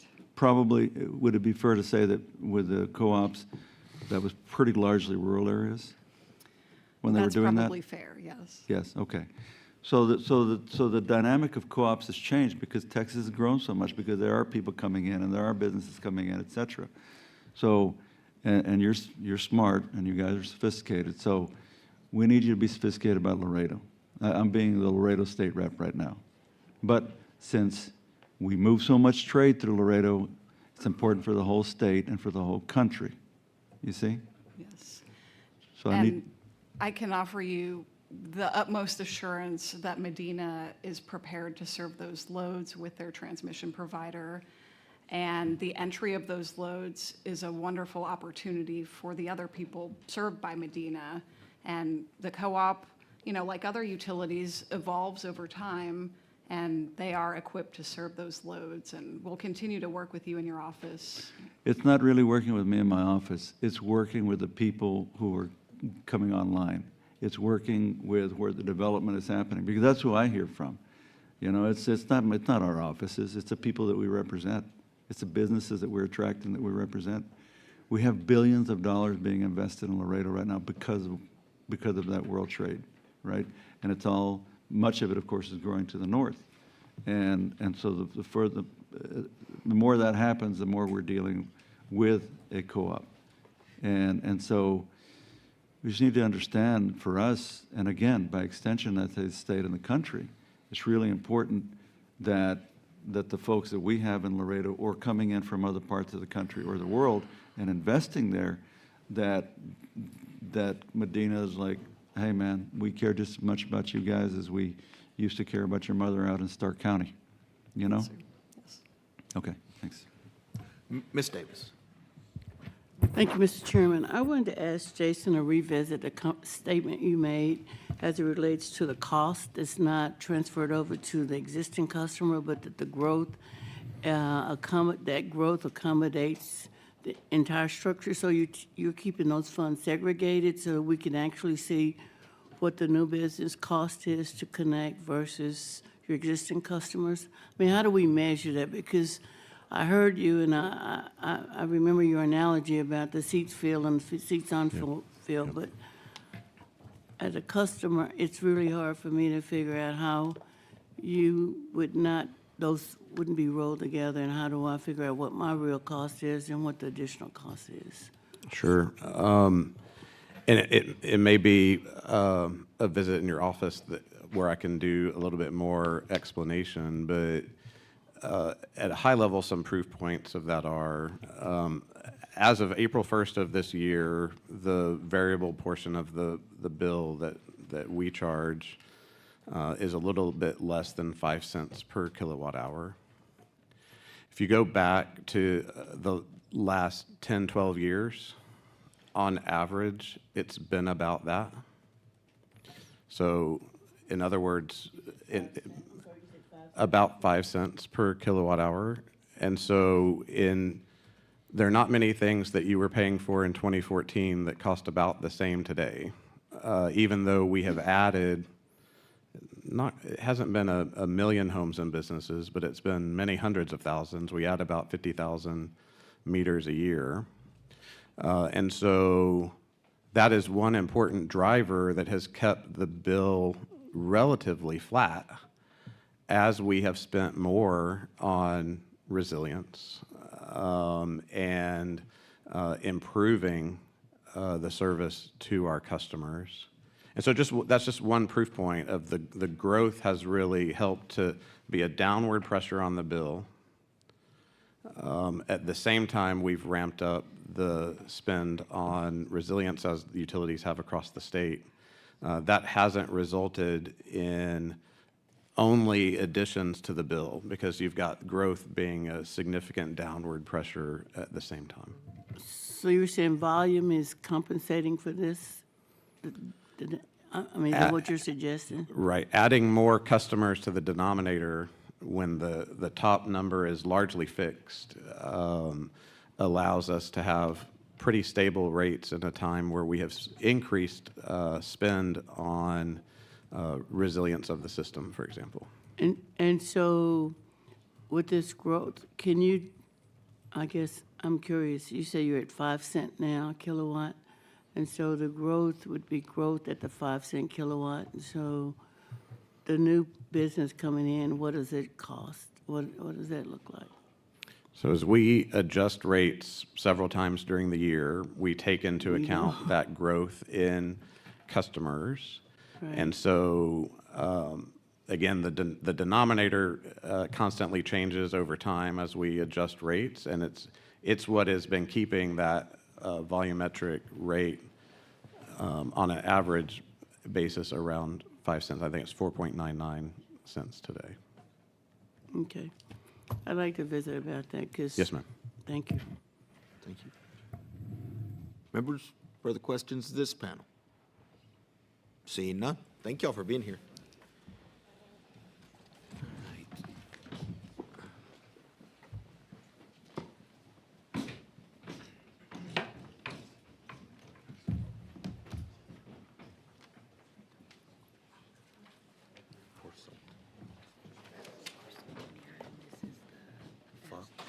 Curry? And I don't know why the other two are Oh. up on there, but All right. All right. Chair calls Cameron Porsulton, Michael McNamara, Ray Bafakori, Carrie Collier Brown.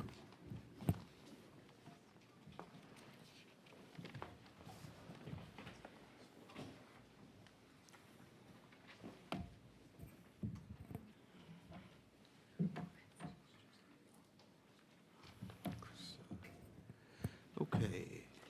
Cameron, we're going to start with you. Same drill, state your name, who you're with, and give us your opening comments, and we'll go down the line, and then we'll come back for questions. Absolutely. Thank you. Good afternoon, Chairman, members of the committee. Thank you for the opportunity to appear before you today. For the record, my name is Cameron Persulton with the Data Center Coalition, the National Membership Association for the U.S. Data Center Industry, representing the leading data center owners and operators. A vast majority of DCC's members, companies maintain teams, operations, and infrastructure in Texas, and 11 companies are headquartered right here in the state. I want to thank this committee for your continued engagement and for your recent letter to the PUC on the interconnection process.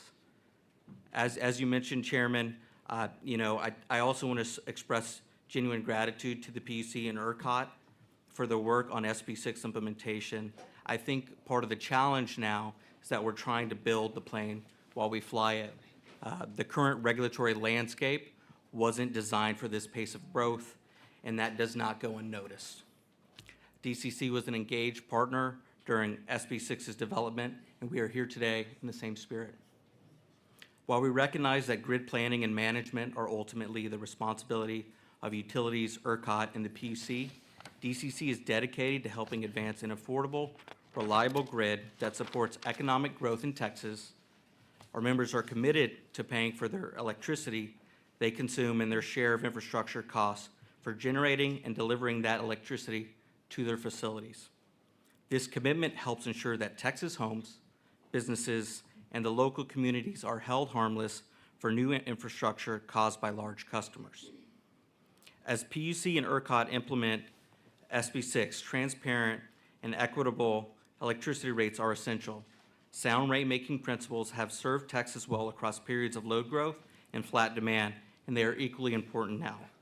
We support cost causation, non-discrimination, and limits on cross-subsidization. Costs should be allocated to those who cause them, regardless of their industry or end use. Financial requirements should be evidence-based and correspond to actual utility risk exposure, not duplicative or disconnected from real costs. That is how you protect ratepayers while continuing to attract modern economic development in Texas. On the batch process, DCC believes it is a positive step forward towards streamlining grid interconnection. However, it must be structured efficiently. As noted in the committee's recent letter, mature projects that have already been studied and contributed towards system upgrades should be able to move towards energization with clarity and confidence.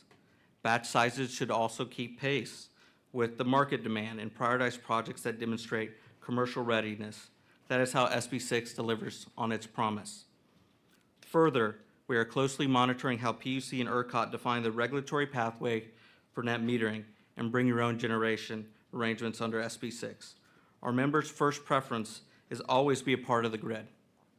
However, given the length and uncertainty of the current batch study timelines, these arrangements have become a viable alternative for projects with near-term operational needs. Where ERCOT has visibility into a project's grid impact, those projects should not face unnecessary delays due to process gaps or regulatory uncertainty. A well-defined pathway would support both grid reliability and investment planning. This moment presents significant implications for U.S. national security, global competitiveness, economic growth, and our nation's ability to win the global AI race. The opportunity to lead the nation and secure significant jobs, economic development, and tax benefits offered by data center development is directly in front of us, and Texas has never backed down from a challenge. I appreciate the opportunity to build on my colleague Dan's testimony from a couple weeks ago. and to give a specific focus on SB6. I look forward to your questions, and I appreciate your time. Thank you very much. All right. Michael, just for the record, state your name, who you represent, and please proceed. Michael McNamara with Lancium. I'm the CEO and co-founder. And thank you, Chair, and all the members of the committee for the opportunity to come back. It's great to see everyone again. I understand we're doing blackjack metaphors today, so I'll try to keep that going. We are a infrastructure developer exclusively in West Texas. We provide the land, the civil, and critically the power infrastructure for major customers like Crusoe, OpenAI, and many other hyperscalers. I'll reiterate some of the points I had at the last testimony, which is ERCOT is doing a good job with a very complex issue of SB6 and the batch process. Our critical point is that the system is currently sold out, and ERCOT needs more power, not just for data centers, but for economic growth in general. And the best way to do that is to accommodate more wires and more loads and more generation. And if you had loads such as ours who have made a financial commitment, those regional planning group upgrades should proceed as fast as possible. And the best policy to pay for new transmission is customers who are willing to pay, which us and our customers are willing to do so.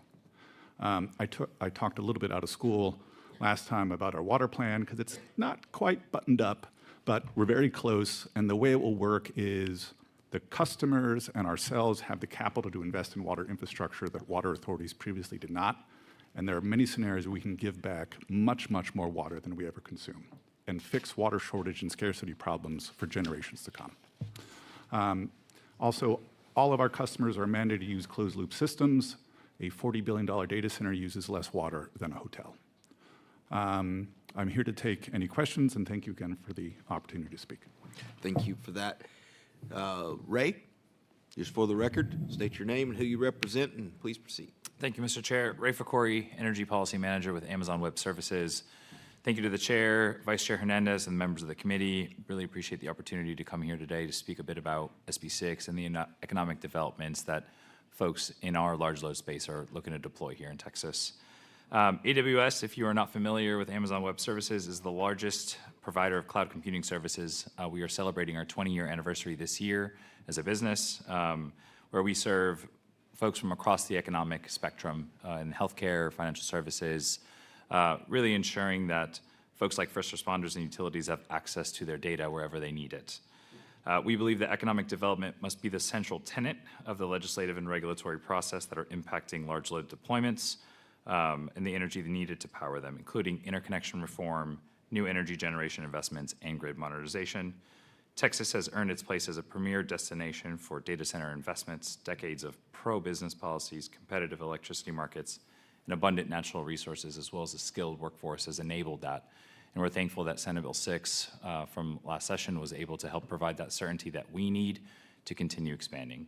Now, while AWS may be new to Texas, our Amazon.com investments are not. We've spent over $100 billion of economic activity here in Texas since 2010, and we look forward to continuing to grow here in the state.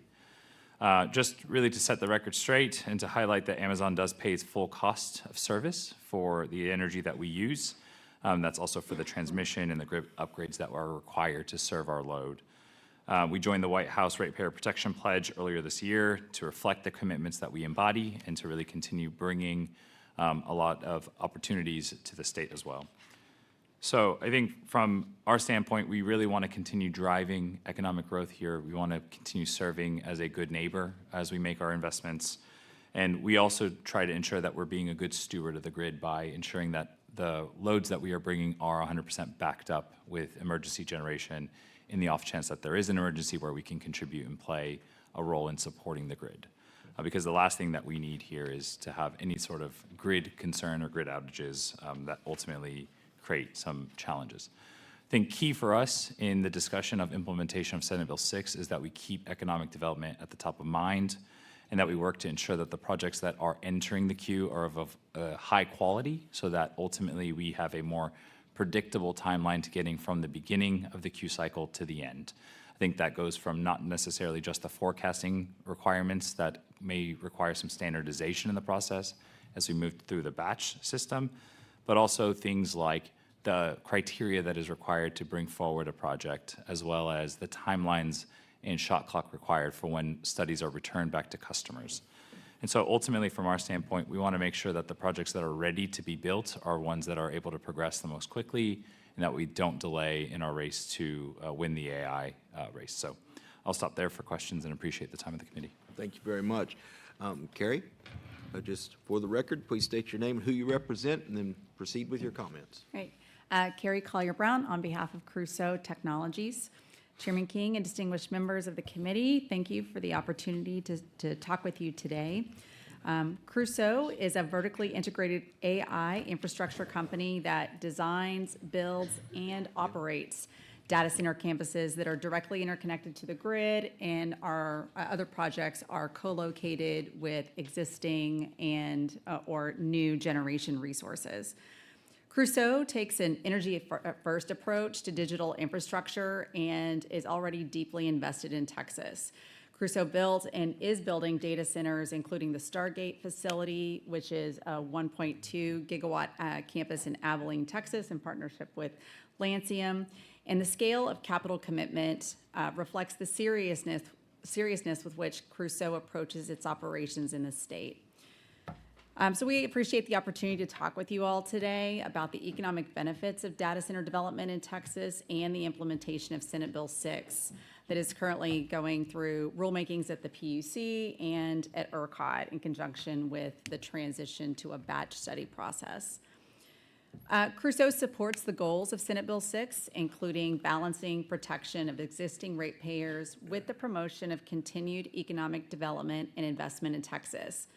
The statutory framework that was codified in Senate Bill 6 reflects a carefully calibrated set of objectives, and Crusoe commends the legislature for establishing clear policy direction on large load interconnection standards, net metering, and the transmission cost allocation, that 4CP we were talking about earlier. So Crusoe is participating in those rulemakings and at the batch study process at ERCOT. Enjoy seeing all my friends every week at different ERCOT workshops.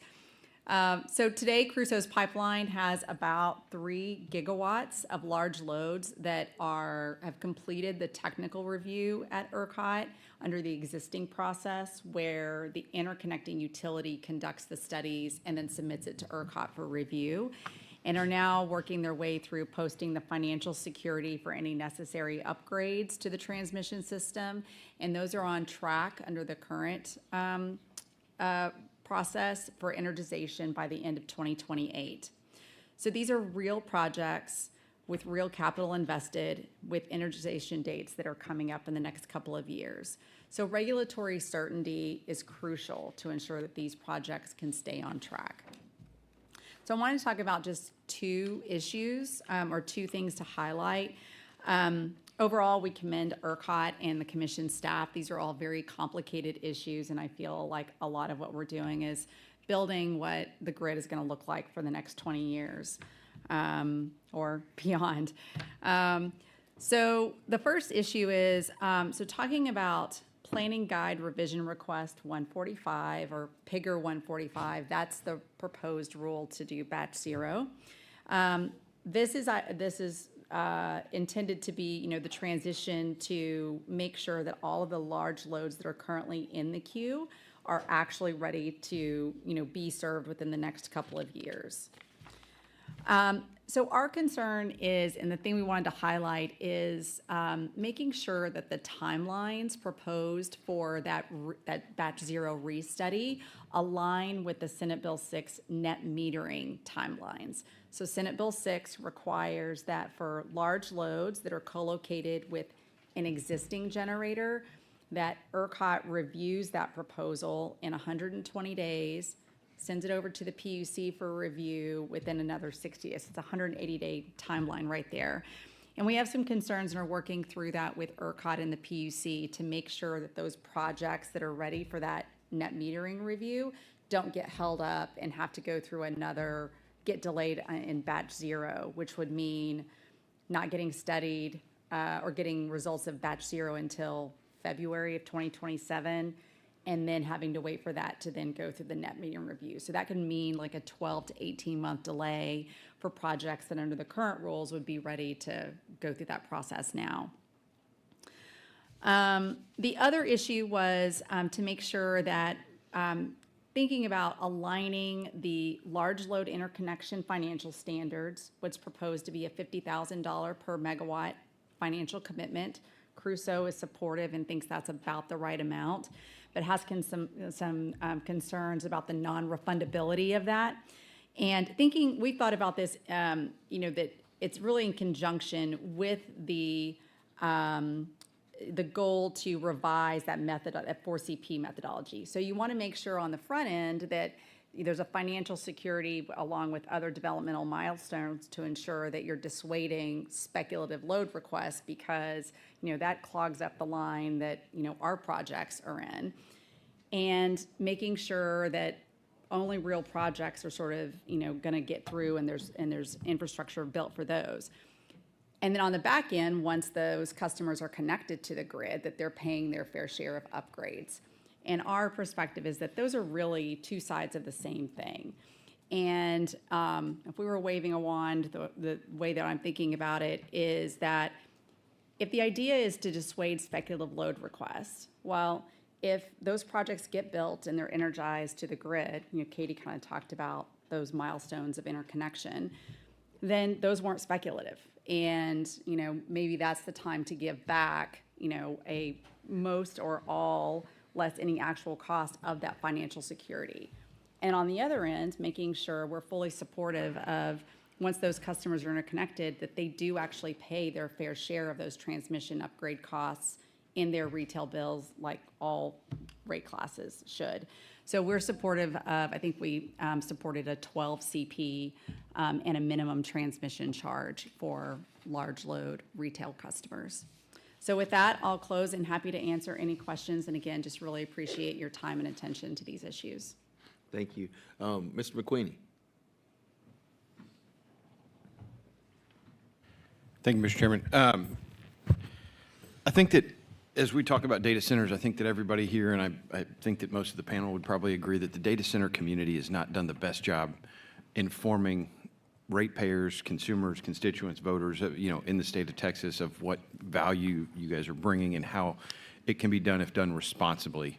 And I make the contention and believe that I'm correct at this, and would like some backup or tell me if I'm foolish, and I don't care which one of you steps in, but I believe that if we've got good operators of data centers, it actually increases the reliability of the grid when we get to extreme events in the state where we need help getting power to consumers. So I would appreciate a little bit of texture on that. If there's been preparation that's been done in the past when we've had winter storms or summer surges or something, where you guys can speak about what good operators are doing and what good operations looks like in the future, so that we can make sure that we're providing a more reliable grid in partnership with y'all.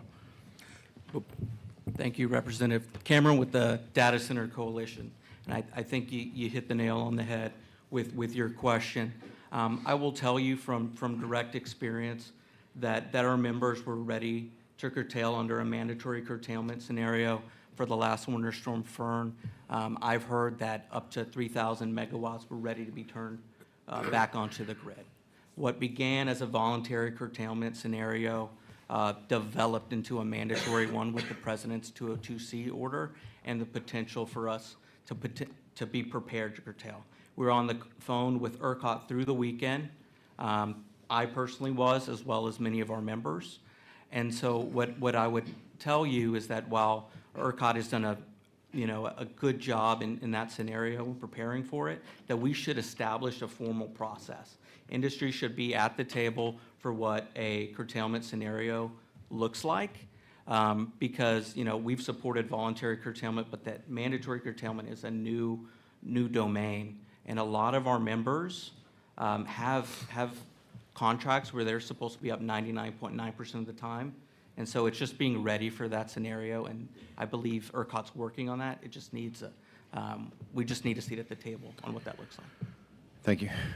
Anybody else want to hop in on that? Because Representative Ray Fakori, Amazon Web Services. I'll add a different perspective, but a good one, just as a practical example. We made an investment in Mississippi to the tune of, I believe, about $25 billion now with Entergy Mississippi. With those funds that they are going to be receiving from our investment, they are looking to reduce outages by 50% on their system. So I think, practically, yes, we are standing by and willing to voluntarily curtail to save the grid in those moments, which is why we back up our resources to provide these services unfettered to our customers. But ultimately, from a practical standpoint, we're also able to help use our investments in these communities and with the utilities to help improve the system as a whole. So there's a two-prong approach. We've got extra power to put back on the grid if necessary, and the investment that we're putting into the state also should help that grid. I guess my comment would be that I think that the industry needs to do a better job telling the story, because that is a story that's not out there, and that's not the story that I find it humorous that all the naysayers love to talk about how they saw a story on Facebook, and it's like, you guys understand how Facebook works, right? The infrastructure that keeps that going and that your grandmother can pull up pictures from 8 years ago is part of the necessity of this stuff. So anyway, I would just encourage that to continue to be at the front of this thing versus just trying to hide in the background, because I think there is a story to tell, if done responsibly, of how this is helping ratepayers and helping the state of Texas and helping us have a more reliable grid at hopefully a more bearable cost. So thank you. Thank you, Mr. Chairman. Mr. Darby. Thank you, Mr. Chairman. I agree with a lot of the comments certainly Representative McQueenie made about we have a narrative issue. We have a public relational nightmare right now, particularly out in West Texas.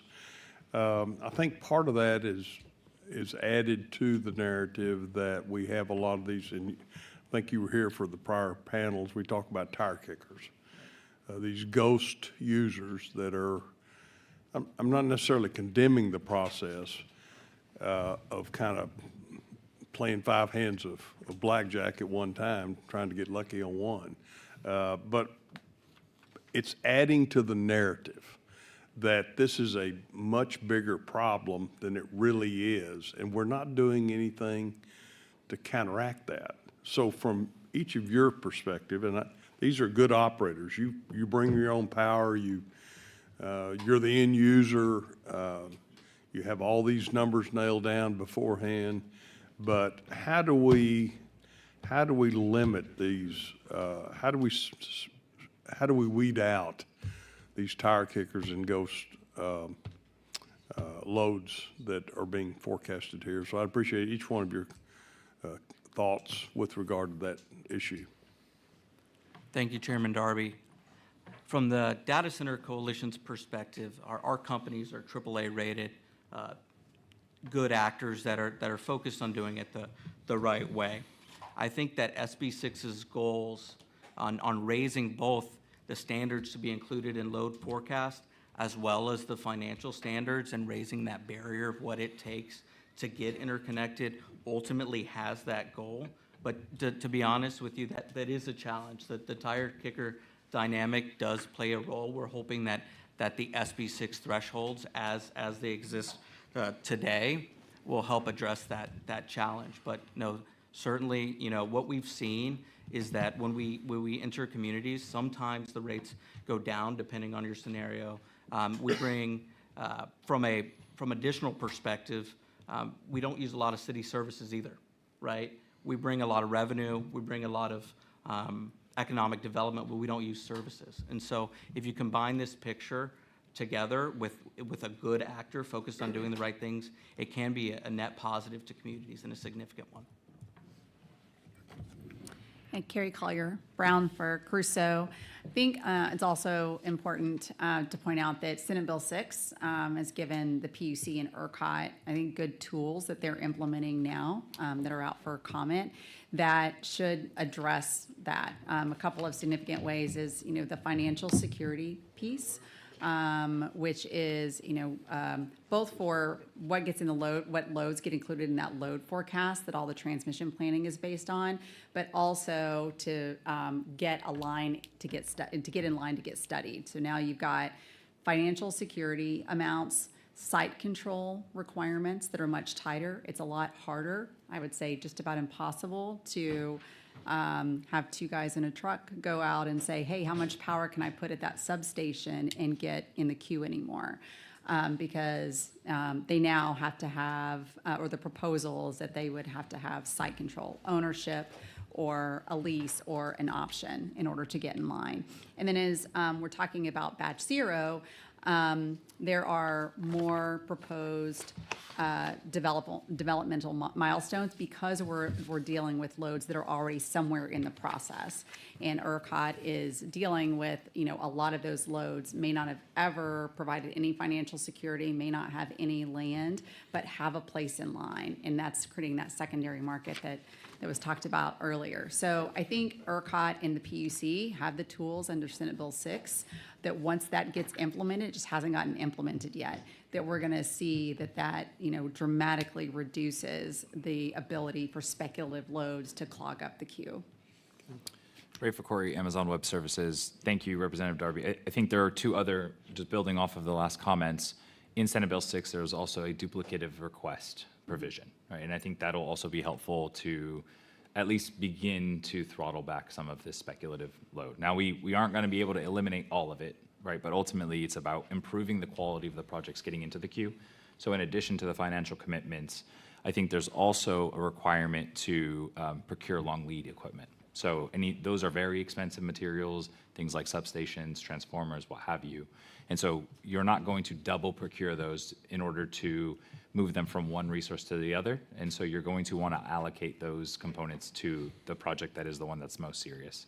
So ultimately, demonstrating that you also have that in addition to site control, land control, is going to be really helpful. And I think the industry is prepared to step up and say, we're happy to build those substations ourselves and be able to procure those resources and help offset any residential or customer impacts by being able to build these substations, which we have a deep expertise in procuring resources and moving them around the world. And so ensuring that we can bring those finances in-house and make sure that that's not being carried by other customers is also an opportunity to better understand who is real and who is not.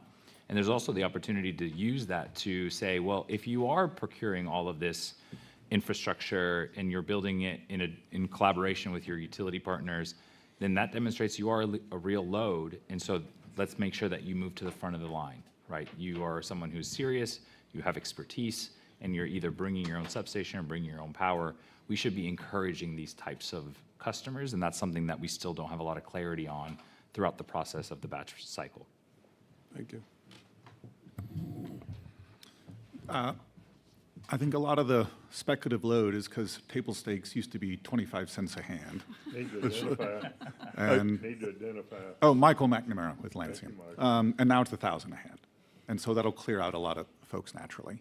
One thing we've been thinking about, and we actually had a request from a transmission provider, is, how can we assess what's real and what's not? And I think there's some common sense, simple criteria we could use. For instance, people try to sell us stuff all the time.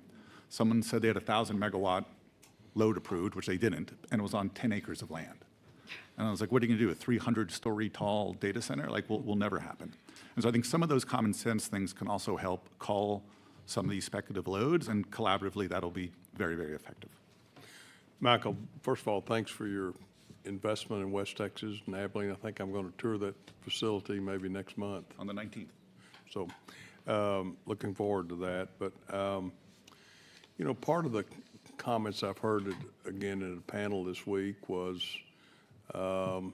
it's difficult for data centers to actually represent the exact amount of wattage they're going to need, the exact amount of water they're going to need, because they don't have an end user yet. So I think each one of you are end users. So to me, that's an important qualification that would separate speculators, if you will, trying to bet on the come, versus end users that already know what kind of technology they're going to deploy that can make representations to the public about how much water they're going to use, because this is the technology we're going to deploy at this site. They'll know how much electricity they're going to need, because this is the size of the processors and chips and computers that are going to be deployed at this site. So you can make firm representations that the community and community leaders can rely upon when they're evaluating their support, which is often critical to this whole process. It is critical to this whole process. So, again, from your perspective, is a pertinent question to ask. Are you the end user? Or are you simply you building a facility that has a wide range of users that may have a wide range of usage associated with this site, depending on who the end user ultimately is? So I think that's a great question. You know, one way to get in front of the water issue is what we pledge in all the communities is we will never allow a customer to have anything but a closed loop system. And here's exactly the water usage that closed loop system uses. And I know other folks use different technology, but we've put a line in the sand that it's closed loop only at our campuses. And we tell that to the community from day one. And then for community engagement, you know, we've heard of some data centers that will just start going vertical before even saying anything to the county judge because they're unincorporated, and we're the opposite. We began in Abilene in 2020 and have talked to them since, so years before we start building. So I think that's on water, and then there's lots of different business models on how these projects advance. But I think it is good policy that for a project to advance, there must be line of sight of who the customer is with some sort of meaningful financial commitment. I think makes total sense. Carrie Collier-Brown for Crusoe. So Crusoe provides turnkey solutions for hyperscaler AI companies that are the tenants. So Crusoe builds the infrastructure, the substation, the on-site electrical distribution lines, builds the buildings for the data centers or shells. And those are typically custom for whoever the hyperscaler tenant is going to be. So for example, at the Abilene site, that is OpenAI, I believe, or that's Oracle. and OpenAI. Yeah. So they, in that scenario, it's not the hyperscaler tenant that is getting the load request or getting the energy procured or building the on-site infrastructure. That's Crusoe. And then they continue to own and operate all of that and then lease out the space that was built custom for that tenant. To that tenant. I'd also say that over the past year, ERCOT is requiring more and more specific information about the load. You know, I've learned all sorts of technical terms that I don't fully understand, but dynamic modeling, that as I understand it, allows ERCOT to actually model what that load, how that load will behave on the grid. And so you can't really provide just kind of a general, this is going to be computing load, and then it, you know, then it's hyperscalers or crypto. You really have to have an idea of who your tenant is going to be and how they're going to use that power in order to actually get studied and then modeled at ERCOT and that to be accurate. Is it important, and it may not be in your business model, but is it important that ERCOT or somebody know in evaluating this project exactly who the tenant is? I don't think it's important for them to know who the tenant is. It's just important for them to know how they're going to use power. Well, who's going to make the representation that this is all the water they're going to use, or this is all the electricity they're going to need? Yeah, so that is in Is that you? Is that yeah? Crusoe? So like I'm only on the electricity side, but so the Crusoe will submit the load request. So if it's 500 megawatts, that's what is studied by ERCOT. Here's the model, or here's the dynamic model that ERCOT is going to take all the assumptions about that 500 megawatts and how it's going to use power from the grid. And then once that's approved, like then whether we're using that power ourselves under those uses or it's our tenant, they're committed to those parameters because that's the load limitation that was approved by ERCOT and the model that usage case was based on. So we have to have enough specificity about who our tenant is going to be to provide that specificity to ERCOT. And then on the back end, then we're limited, or our tenant is limited to that amount of power and the way that power can be used. Cameron with the Data Center Coalition. I would just add that, you know, whether it's the energy side or the water side, what you're permitted for, what you're allowed to do is not going to be your usage. You're going to be under that. And so, you know, for example, in Virginia, right, there was you also have how long your backup generators can run. roughly 7% of the usage was actually used. And so just to provide some perspective on how much the actual, it's going to fluctuate, and it'll depend on the use case. Ray Fakori, Amazon Web Services. In addition to that, Representative, when we contract for this capacity on the electricity side, I think just one point to highlight, and Ms. Coleman brought this up as well, is that there are load ramps associated with that capacity. And so it will usually be over the course of a few years before you fully ramp into that load profile that you originally showed ERCOT and the commission on the front end. And I think it's just important to note that within the batch process, there is a 6-month clawback, which was also mentioned that is very problematic, not just for the manufacturers, but for folks like us, because the way that we are constructing our facilities is usually one shell right after the other. And so if we have a delay due to an electrical infrastructure component that wasn't delivered or a transmission line that hasn't been energized, those delays do extend beyond 6 months. So I think that's another key piece of the transparency portion that's going to be necessary as we continue these conversations. On the reporting side, I'll just also add that Amazon does publish its water use efficiency score and its power use efficiency score, so at least it's something to consider as a regional approach. So those numbers are out there for how, as an end user, we consume water and how we consume power. Well, again, I would just challenge the industry to continue looking for ways to get your message out to the public, to explain it, and to stand behind it. I notice Chairman King is not in the chair, but following along his comment about we hear after these hearings, it's not all roses with PUC and some of this process. Do any of you feel bold enough to offer some criticism here? Because I know this, that if they don't get it right, and there are problems associated with this, we're going to be right back in this room in January, February, March, April, May of next year, and we're going to be talking about it. It's not going to be pleasant then. So I would hope that we would try to address these concerns now, is what I'm saying. So if you have any comments you'd like to share. The one comment I have is what I had in my opening, which is Texas needs more power. Texas is blessed with the most abundant power. Despite the talk of affordability, the settlement last month in Load Zone West was the lowest power price in 5 years, because you're seeing such a huge swell of new generation coming online. It's even far faster than the load itself. But in order to benefit that, we need to move the power around. And in the current batch process, for loads that have made a financial commitment for transmission upgrades, those should be treated into batch zero. Yeah. Cameron, with the Data Center Coalition, I would just echo that. I think part of the challenge is it's so fluid, and so pinning down what those exact recommendations are fairly challenging. However, figuring out what the criteria are to be in each batch, ultimately the goal of the batch was to speed up the process, right?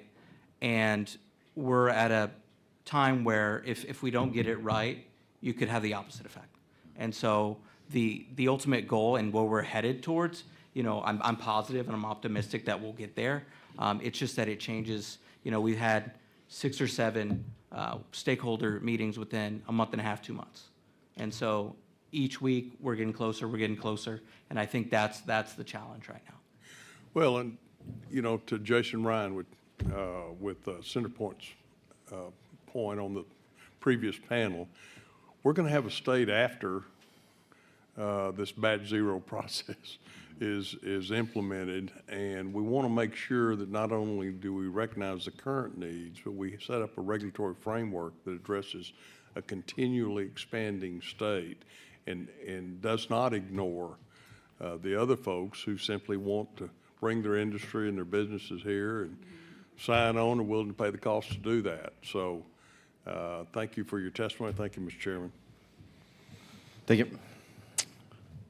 Representative Metcalf. Thank you, Mr. Chairman. So currently, SB 6 does not apply to my area. I'm in MISO.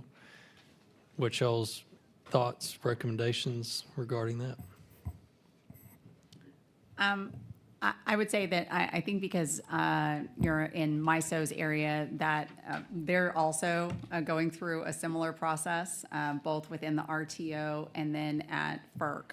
So I think, the interconnection requirements, that's probably the right place for that, because whereas in ERCOT, which is all completely within the purview Right. of the state, it makes sense for the legislature to make those rules and the PUC and ERCOT to implement them. But I don't know how that would work if you were to try to apply some of those rules, or even Correct. if you could, because that's really FERC jurisdictional in the corners of Texas where MISO or SPP areas are. Understood. Y'all all agree on that? Okay, thank you. Representative Anchia. Thanks. Wanted to talk about water and transparency. During the appropriations process, Representative Wale of Houston included a rider in the bill authorizing the PUC to conduct a survey of water usage. It's a voluntary survey. I'll start with you, Cameron. Have all of your members participated in this water survey? Cameron Persultan with the Data Center Coalition. What I can tell you, Chairman, is that for the past 3 months or so, I've been working with the PUC weekly on trying to get that survey into a place where our membership can appropriately fill it out. Ultimately, as you highlighted, it is a voluntary survey. They all know about it. I've briefed them about it. And from what I've heard, some members will participate. I don't have an exact number for you here today, but they all recognize the importance of water sustainability, and they're aware of the survey as well. Okay, I would just encourage, for purposes of transparency, and since some of you have actually testified about what actual water usage is, the fact that you have it public in other fora, I'd love to see 100% participation from the industry, and I'm sure the public would as well. Absolutely. And to be honest with the Chairman, most of this is not for a lack of wanting to be transparent. It's trade secret information, and getting that in a way that is appropriate in the highly competitive but also national security piece of this. It doesn't mean that our members don't want to be transparent. So I'm hoping that we also get high participation and understood. Great. Anybody else want to take a shot at that? I'll say Crusoe is a member of DCC, so is working with them in that process. Ray Corey, Amazon Web Services. Likewise, we've received the survey. Our teams are filling it out. I'm on the electricity side, but I will double check with our water team, which I suspect is working on it. Okay.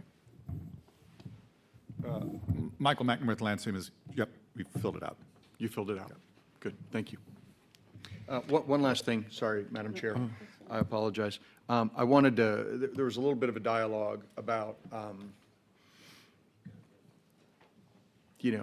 Texas supremacy and excellence, which I share, and there's no question, because of the cost of electricity being low in this state, that it is an attractive environment. Our all of the above approach to fuel mix is very attractive.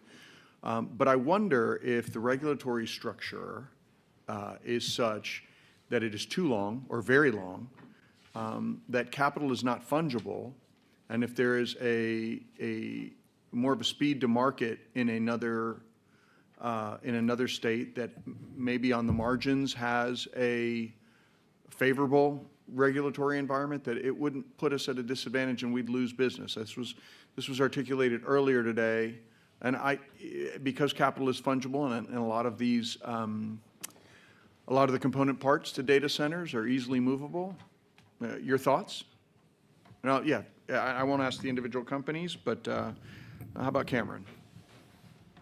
Cameron with the Data Center Coalition. When companies decide to locate in a certain jurisdiction, there are a number of things they look at. They'll look for access to fiber, workforce, electricity, natural resources, if you're using water, if you're not. They're also, that'll change the game. I know that Texas has long been seen as the flagship model, to be honest with you. The other systems look at Texas as the fastest way to interconnect. Today, I think your question is timely with SB6 batch process.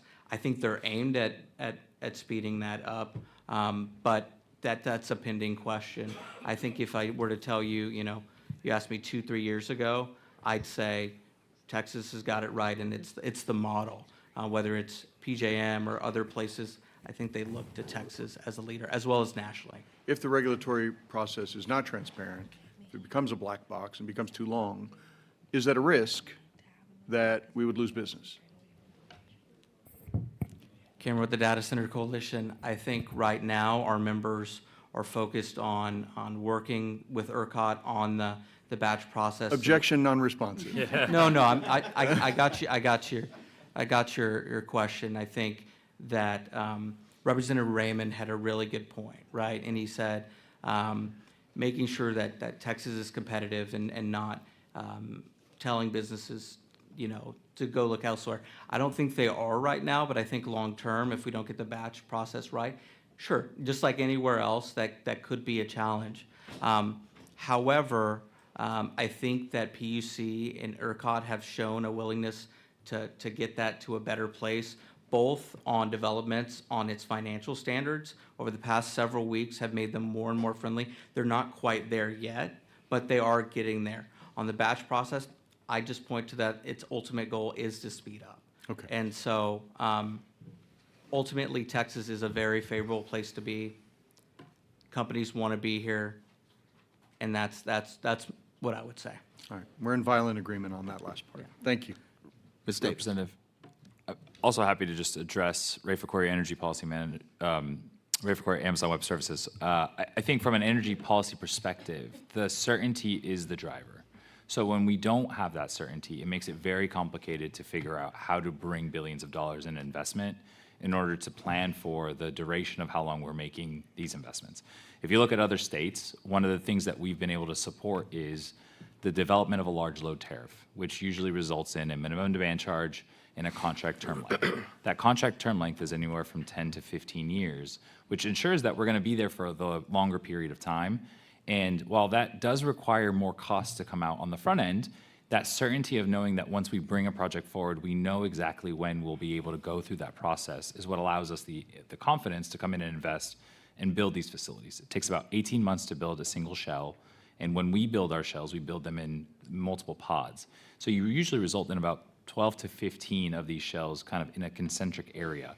So that's decades of economic growth and jobs. And so when we want to make these investments on the front end, we take that longer term horizon investment opportunity. And so when we have changes and fits and starts on regulatory certainty or policy certainty, it does make that investment a little bit more challenging. And I think that's what we're sort of seeing with the batch process. While we do appreciate the diligence and the hard work from ERCOT and the PUC, one of the challenges is that the batch cycles look different every week. And so we want to help ensure that we have that certainty necessary for companies that can bring forward energy generation to help offset those transmission builds that would be needed, in addition to things that could be behind the meter as well. So I think we want to make sure that we're setting up the process not only to go fast, but to go fast responsibly, because at the end of the day, I think the investments that we're making right now are generational and really do go to modernize a system that for a long time has not had these investments that is needed. Michael McNamara with Lancium. Every 6 months, we do a little exercise, and we're like, let's try this new state and see if we can build a project there. And after about 3 weeks, it's like, this place is terrible. It's like going to a blackjack table, you can't split aces. And we end up just doubling down on Texas every time. And the point on certainty is the change that allows financially committed loads to get the transmission upgrades and go to batch zero will keep the market wide open for $1 trillion of investment. Cameron with the Data Center Coalition. I just want to build on something Ray said. I think that, of course, the certainty is the biggest piece. But when you're looking at both the PUC's rulemaking and you're looking at ERCOT's batch process, the one big thing that I heard today was that clawback provision in the financial standards. is probably the biggest concern within that rulemaking. I think they're heading into a different direction initially with 6 months, and if you don't meet the timeline, you could risk your entire project. I think maybe it'll be 12 months, 18 months, but as I believe Katie mentioned earlier, she doesn't know of an industrial or a company that hasn't missed a 6 month, and I think that would be the same case, right? And so I think that is probably the biggest risk. And to look at where we've come to where we are, it was $100,000 per megawatt non-refundable security. Now it's 50, and so we're headed into a direction where, because we represent some of the biggest companies in the world, but we also represent multi-tenant facilities that are much big. They're big companies, but they're much smaller, where that's a lot more feasible. Carrie Collier-Brown for Crusoe. Agree with everything that's been said here, but also wanted to add, I think the biggest things, again, are regulatory certainty and transparency about where your project is in that process. And I think there's broad agreement, and Crusoe supports, believes that a batch study process is going to provide those two things better than for the volume and the size of these loads that are coming and asking to interconnect than the prior utility individual study process. That process kind of, to me, what I see in my head is that old episode of I Love Lucy where, the chocolates just keep coming faster and faster, except those chocolates are getting bigger and bigger. It's kind of what ERCOT's been dealing with. So I think, getting to batch 1+, that's going to look much better, and you're going to have certainty, and you're not going to be subject to restudies. But the batch 0 process right now there's not a lot of transparency, and there's not a lot of regulatory certainty. Every single week, and it's because we're working through this on a very quick timeline, and these projects are all somewhere already through the existing. So they literally are building the projects, but still don't know when they can get energized or if they're going to have to get restudied. And just for an example, ERCOT has a proposal, for what the criteria is to get into batch 0, but that proposal has changed at least 3 or 4 times since March 4th.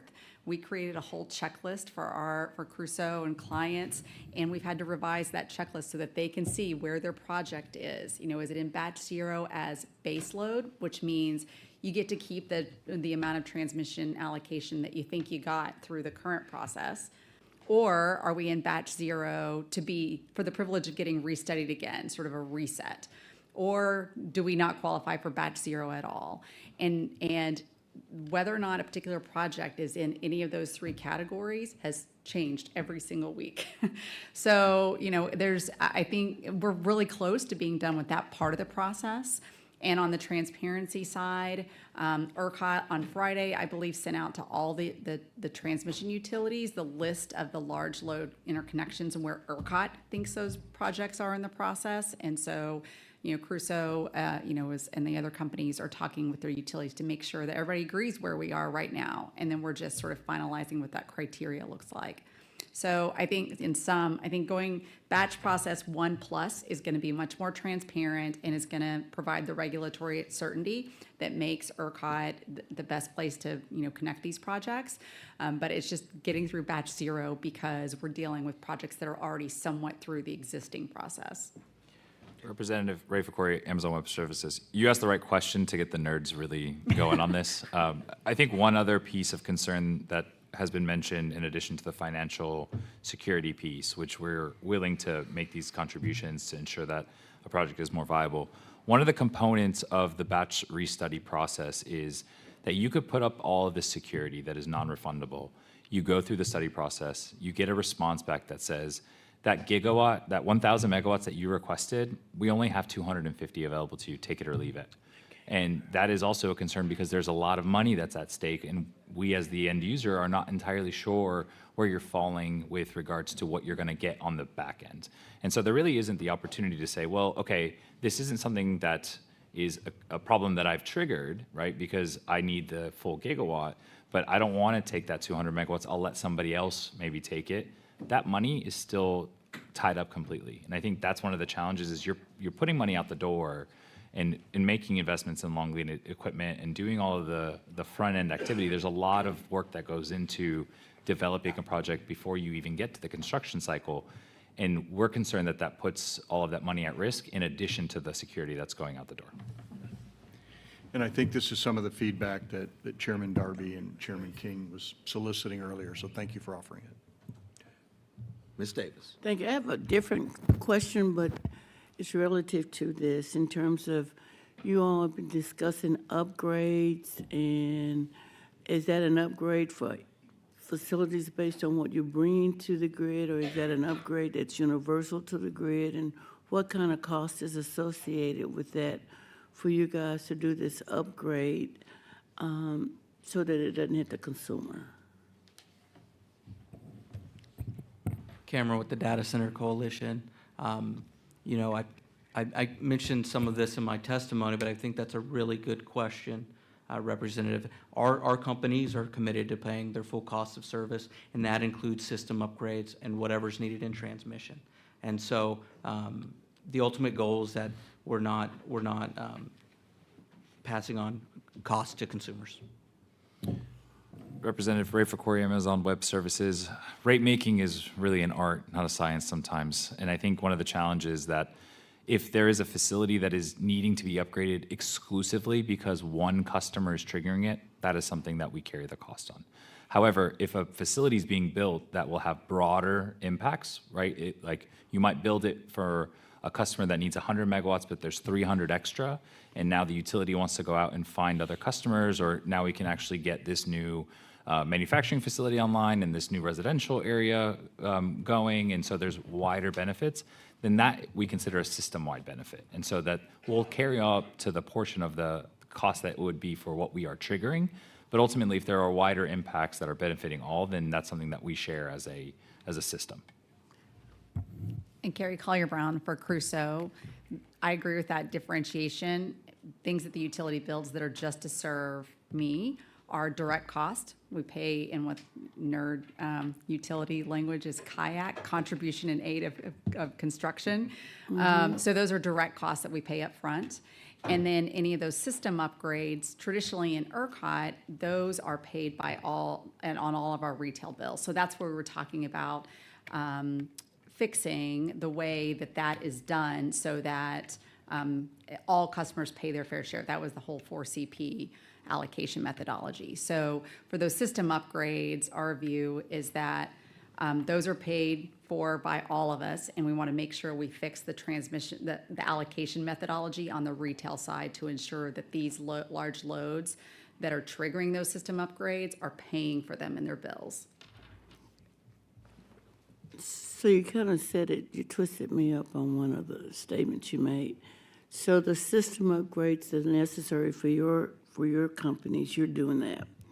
The systems that our current systems, grid systems, don't necessarily need being upgraded for everything, for every company. I guess I'm trying to understand. Yeah.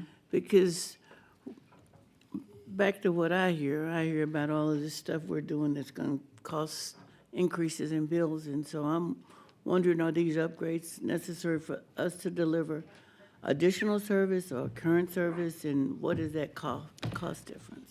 Carrie Collier-Brown for Crusoe. I think a good way to think about it is what is like backbone, infrastructure upgrades that would be necessary to move power longer distances.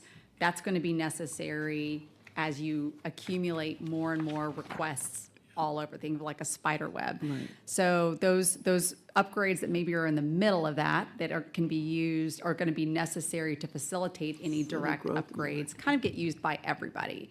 And the idea is that those system upgrades that kind of help facilitate power, more efficient power for everyone, those get paid in retail bills And so across how do we ERCOT. capture that number? Because there's some concerns that some of the upgrades are not necessarily something that we needed as a system. It's kind of like whether we're driving a Ford or a Volkswagen. It's kind of like, what do you want to do?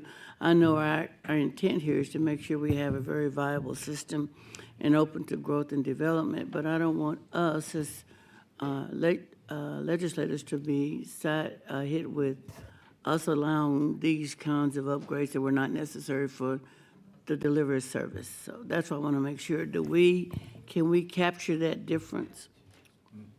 Representative Davis, Cameron with the Data Center Coalition. As I mentioned, we're dedicated to paying our full cost of service and the transmission upgrades that go along with that. As a part of the SB6 regulatory comment process, we've advocated that across the 5 rulemakings that they're all encompassing for what the cost associated with serving the data center is.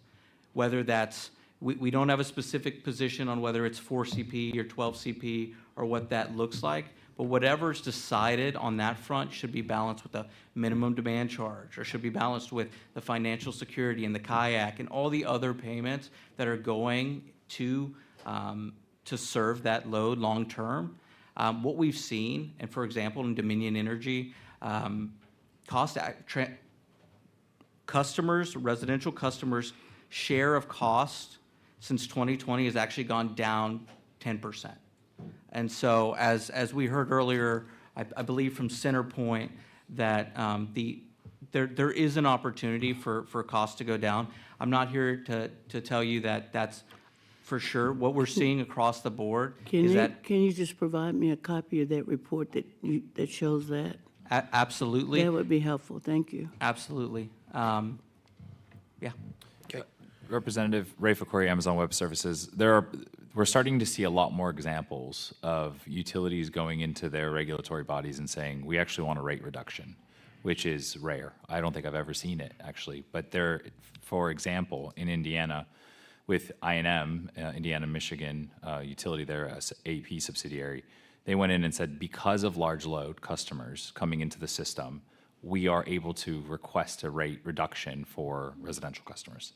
And I think we're starting to see more of that. In Virginia was another one, Mississippi is another, and we're starting to see a bit more of these utilities coming in to say, now that we have this large energy user that is filling up that denominator, rates are going down.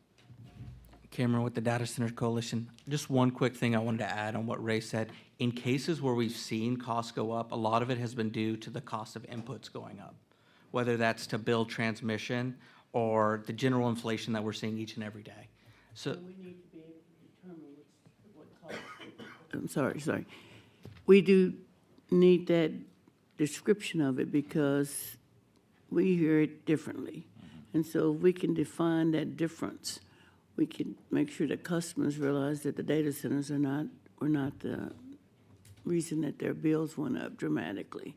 Because every time we do something since I've been in the legislature with the utilities to decrease, I go home and I hear about what I just did to them that increased it. And so as we're moving and growing into this new industry and all of these new relationships, it would be helpful if we could define what those relationships did from where we were today and where we're going tomorrow. Notwithstanding the value of growing businesses and having jobs created and the economy being impacted positively, we need to also understand how and who got impacted by it as well. So, absolutely, Representative. I'll share any and all resources I have, and I'm happy to meet at any time. well, you got to show me some numbers decreasing now. Don't bring me something that doesn't show what you tell me. I got you covered. Okay, thank you. Okay. Members, further questions of this panel? I see none. Thank you all for being here. Thank you. Before we move to public testimony, does anybody, after hearing all that, need to see ERCOT, PUC, or OPUC again? No? You guys got off easy today. All right. Well, we will now begin public testimony. Chair calls Cyrus Reed and Kenneth Flipper. Is that all? Okay.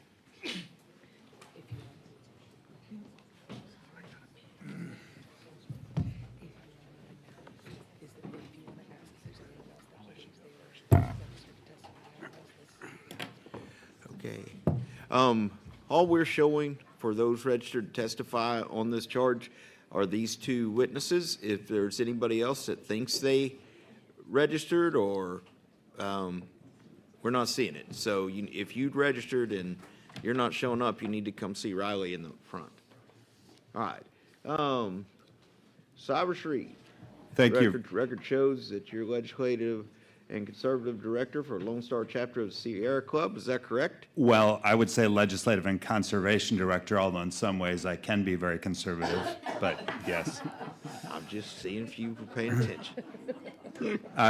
Speaking of which, I'd like to start by thanking Dade Phelan for his service, and I know John Smithy isn't here, and Chris Turner, but thank you for your service to the state of Texas. Well, you're All right, I think you're Cyrus, saying. you're on the clock. Oh, You I'm have on the 2 clock. minutes. I didn't realize the clock. Okay, thanks. Cyrus Reed, Lone Star Chapter of the Sierra Club. I've got 13 pages of testimony. I'm not going to read it because I don't have time. But let me start by saying it's not just all misunderstanding from the public. The public does have real concerns with data centers, and those concerns are around land use, air pollution, electric cost, and water cost. And those concerns are real and they're legitimate. So I want to make that point. The second point I'll make is that there was a study by my friends at TEPRI that said that electricity prices did increase about 30% since 2021. And if their projections are right, could go up another 30% over the next 5 years, which is why Sierra Club supported SB 6 and why it's so important. If you look on page 3 of the testimony, you've already talked about the projections that ERCOT came out with. I want to be clear, these projections are not correct. And Chairman Darby, the reason they're not correct is the rulemaking associated with those projections haven't gone into effect yet. So those projections will get real, will get more real. But even with more real projections, there will be more loads coming into Texas, which is why we need to get the cost allocation and the interconnections cost correct. And to me, we've talked about 5 different rulemakings. The most important are the interconnection standards at the front end and the transmission costs at the back end. And we are largely supportive of what the PUC has suggested. We do think there should be a big upfront cost, and then once those loads are energized, some of that should be returned. And then on transmission costs on the back end, allocation, very important. We appreciate the PUC is looking at different CPs. We think they should look at a combination of CPs and energy use. We've suggested 12 CP plus energy use, some percentage. So we hope they look at that as well. What were the other points I wanted to make? Cyrus, that's all your points. That's all my points. You're out. Members, are questions for Mr. Reed? Can I just say, Mr. No, King, I do no, have sir, some you other can't. suggestions in No. the written testimony. You submitted your written testimony. We're done. Thanks. Mr. Flippin, record shows that you're Ken Flippin, Texas chapter of U.S. Green Building Council. Is that correct? That's correct. Please proceed. You have 2 minutes. All right, thank you. Ken Flippin, Texas chapter, U.S. Green Building Council. Very similar to what Cyrus has said, but from a little bit more of a green building perspective. We know that there's going to be so many more data centers that are, of course, being proposed and going to be put in there. I would say there's 2 dynamics here that are happening. Number one, it's not just going to be the bad actors. It's going to be the okay actors. It's going to be the pretty good actors. Those folks are probably not ever going to get their data center built, or if they do build it, it's going to be a stranded resource. And we don't want that because that's bad for the investors and it's bad for the communities. So what's happened is we've inverted the market, right? Like usually the big developers can say, where's the cheap land, where's the cheap water, where's the cheap energy, and where's the city or county I can go through with the most ease.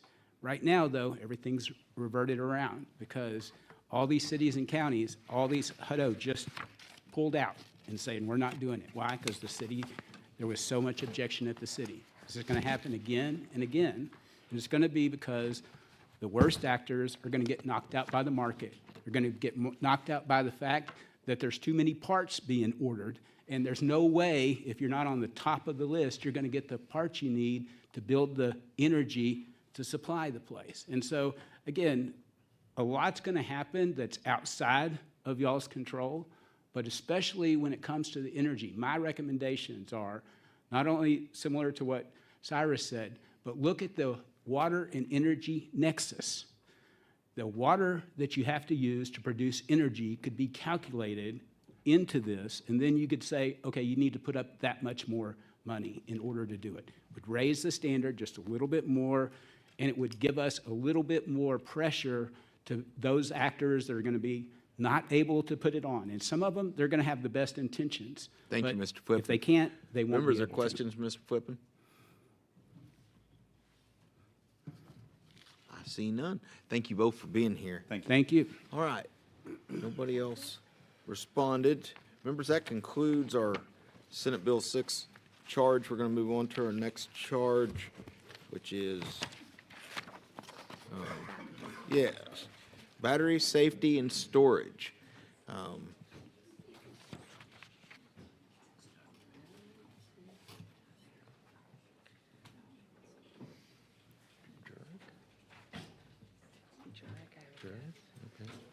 Okay. Chair calls Barksdale English, Christine Mills Jurek, maybe? Close? Deborah Knight.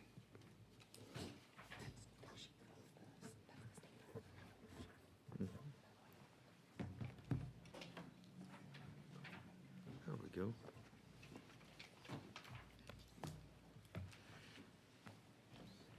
All right, Mr. English, we're going to start with you. Same drill. Say your name, who you represent. If you have any opening comments, go ahead. We will go through the whole panel, and then we'll come back for questions. Good afternoon, Chairman, members of the committee. I'm Barksdale English. I'm the Deputy Executive Director of the Public Utility Commission. Thank you for inviting me to testify today. The PUC's role in regulating battery storage facilities is a little bit on the limited side. For any owner of a generation resource, which I will note that a battery storage facility is considered by the law as a generation asset for purposes of registering with the PUC, those owners have to register with us, let us know who they are, where they're located, some technical details about that facility, and who their corporate affiliates are. The battery storage facility also has to provide us with a copy of their emergency operations plan. All generation resource owners, plus everybody else in the electric utility industry, is required to file with us an EOP, an emergency operations plan, which is designated as an all hazards plan. It's meant to address myriad different emergencies, and is supposed to dictate how the owners and operators of those facilities respond during those emergencies. In that plan, they also outline what their communication strategies are for their local communities, how they're going to plan to staff during that emergency, and what they're doing to monitor weather in real time. We do not, as an agency, dictate how they respond. We just make sure that they have provided us with a plan to respond. I will note that with implementation of HB 3824 from the last session, that these battery storage facilities are supposed to update their emergency operations plan specifically with regards to fires. And so we would imagine that an EOP that complies with that statute would also be compliant with our regulations. With that, I'll conclude my remarks, and I will be happy to address any questions. Thank you, Mr. English. Christy? Good afternoon. I'm Christy Mills-Durack. I'm the Director of the Office of Compliance and Enforcement for the Texas Commission. Yeah, could you pull that up just a little more? Speak up a little bit. How's that? Just talk a little louder. Okay. I'm Christy Mills-Durack. I'm the Director of the Office of Compliance and Enforcement for the Texas Commission on Environmental Quality. And I'm here to provide some updates on the TCQ's role with battery energy storage systems. The TCQ's role is very limited. We generally don't regulate the BESS operations. However, we do regulate some of the ancillary operations and other activities that may happen at the site, including stormwater runoff from construction activities, hazardous chemical inventory reporting, and waste management. For waste management, we are currently implementing House Bill 3229 from the 89th legislative session, which created a new Chapter 376 of the Texas Health and Safety Code for renewable energy component recycling facilities. This is applicable to any of the recycling facilities that accept, process, and repurpose components from wind turbine generators, solar power facilities, and battery energy storage systems. We're currently undergoing rulemaking for Title 30 of the Texas Administrative Code, Chapter 328, Waste Minimization and Recycling, and Chapter 37, Financial Assurance. This statute is going to require owners of renewable energy component recycling facilities to submit an annual report to the TCEQ, which includes an inventory of unrecycled components, a timeline and cost estimate for the recycling or disposal of the components. The cost estimate is prepared by an independent third-party professional engineer licensed in the state of Texas. In addition, facility owners must provide financial assurance to cover the cost estimate. TCEQ Office of Waste will oversee the review of these reports. They'll determine if the cost estimate is adequate and reasonable, and they will communicate any deficiencies to the facility owners. If a facility owner fails to submit a report or does not resolve deficiencies, they will refer to the Office of Compliance and Enforcement. The TCEQ Office of Compliance and Enforcement will investigate any facility that's been referred from the Office of Waste. In addition, we will respond to any complaints. As a result of these investigations, if we identify any violations, we may pursue enforcement action, which may include assessment of a penalty. The statute allows for up to $500 per day in administrative penalties for failure to comply with the requirements. We published a webpage with additional information on the statute and regulations. You can find this on the TCEQ website by searching for Renewable Energy Component. There you will find regulatory guidance document RG 660, which includes the requirements for renewable energy component recycling facilities. In addition, you will find reporting forms, instructions, and a list of facilities that are currently in compliance with the statute. The draft regulations for the recycling facilities are available for review on the TCEQ website. Public comments may be received through April 27th, 2026. We're holding 2 public comments. A hybrid public comment session was today at 9:30 a.m. We're going to have a second one that will be virtual on April 27th at 1:30 p.m. We added the second session to accommodate any individuals that wanted to participate in this hearing and also participate in the rulemaking hearing. I'm available to answer any questions. Thank you very much, Deborah.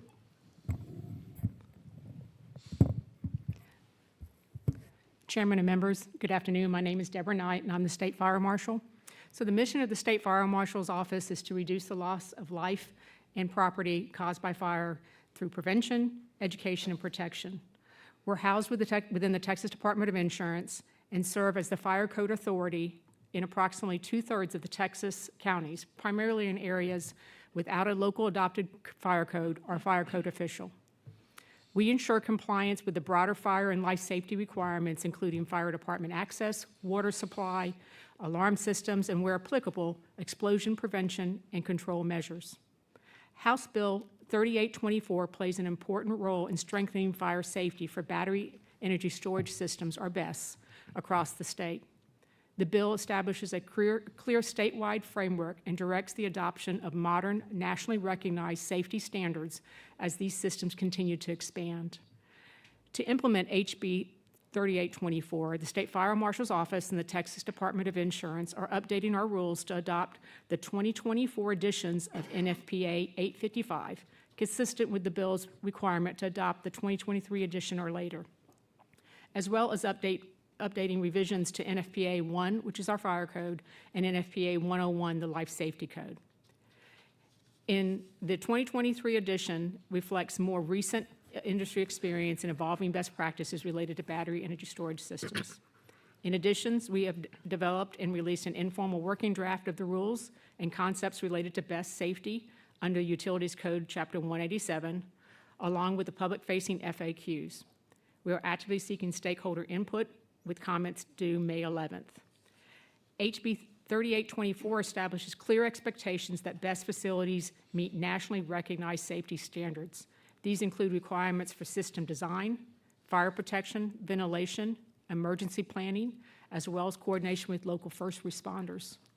Our role is to verify that these systems are installed and operated safely to manage potential risk in communities under our jurisdiction and as authorized under the bill. That includes confirming compliance with NFPA 855 and the related standards, ensuring operators maintain commissioning and operations plan, and verifying that emergency response plans are coordinated with local fire departments and emergency management. HB 3824 also provides enforcement tools. The State Fire Marshal's Office intends to adopt a penalty structure for violations, including failure to meet notice requirements. Our goal is to encourage transparency and communication with local communities. We also retain existing authority to require correction of dangerous conditions and, when necessary, seek injunctive relief to protect life and property. It's important to note that the bill requires BEST facilities to also work with local jurisdictions to ensure safety and continued operations of the BEST facilities. The bill places responsibility for reviewing certain pre-construction materials with local jurisdiction. The State Fire Marshal's Office does not proactively inspect these facilities. We become involved when a concern is raised by a local authority or when the facility requests an inspection. In closing, HB 3824 strengthens Texas' approach to battery energy storage safety by ensuring alignment with modern national standards and providing clear authority for enforcement. We appreciate the legislature's leadership in this issue and welcome continued stakeholder input as we move forward with implementation. Thank you, and I'm happy to answer any questions. Thank you very much. Members, are questions of this panel? Mr. Guillen. Thank you, Mr. Chairman. Chief, under current law, if a county fire marshal documents a compliance failure at a battery storage facility before it begins commercial operations,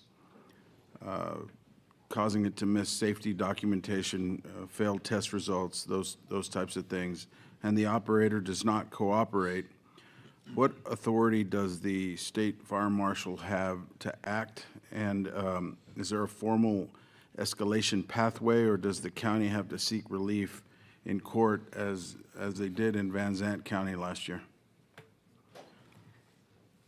If there is a local code that's adopted by that county and a local fire official, then the role of the state fire marshal isn't to go in and review that additionally. That is up to that county and that county fire marshal. So did I understand your question correctly?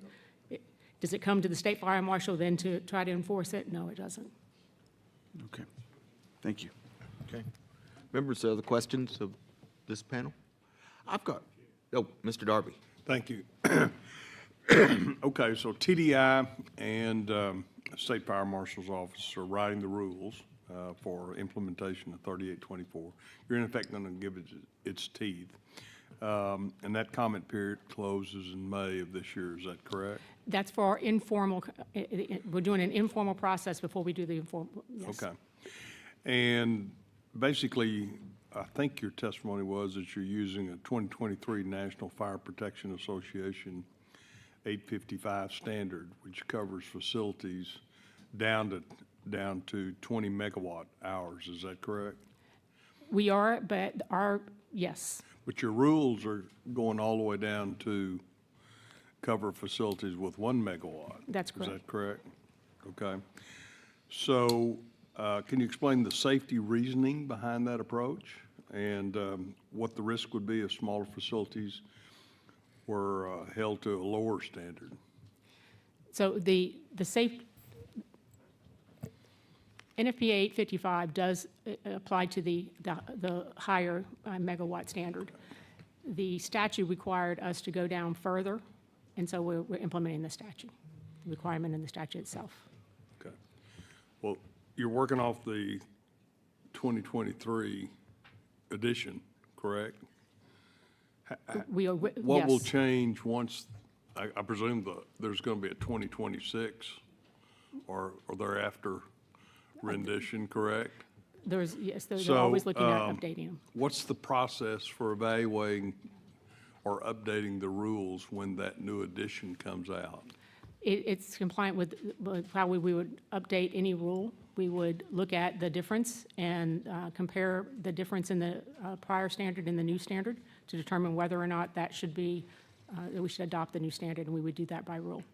Okay. The rule process, which would if we wanted, and if we decided that, or determined that a informal was necessary in order to get input from, before we actually go out formal rule, we would do that. We tend to do that quite often, especially for something that is so, there's so many different stakeholders. We want to make sure that whatever rule we propose has all that input before we propose the actual rule. Thank you, Mr. Chairman.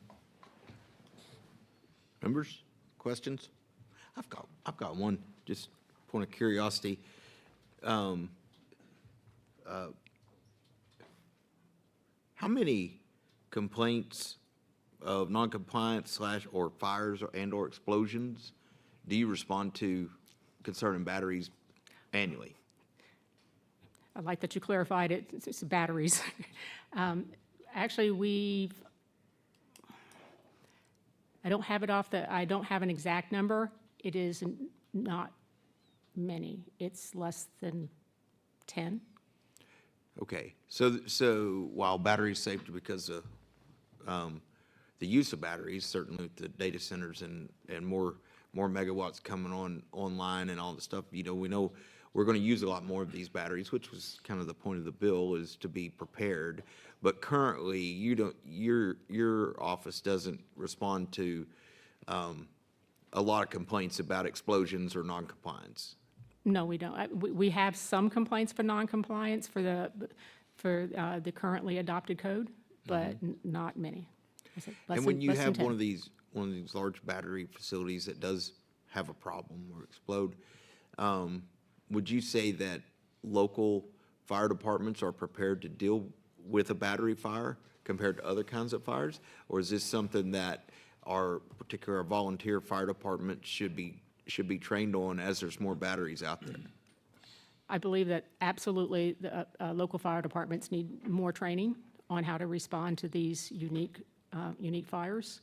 And how the response, what's the appropriate response to these fires is an evolving field. And it's changed. It's changed from a year ago, what the appropriate response for a fire department and how they should respond to these fires. That's why part of what this bill did was require that these facilities work with the local fire departments and give them that training at no cost. But those things aren't being implemented yet. Is that true, or because you're still going through their comment period? The requirement for them to, currently, the prior version of 855 NFPA is adopted and applies here in Texas. And that does also require some working with local jurisdictions. It's not the mandatory training at no cost to the local fire department currently. Okay. All right. Members, further questions of the panel? I see none. Thank you all for being here. All right.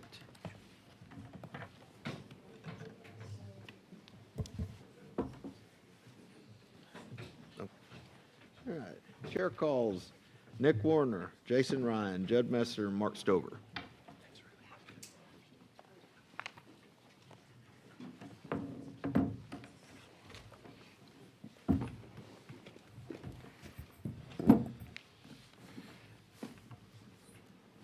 Nick, we're going to start with you.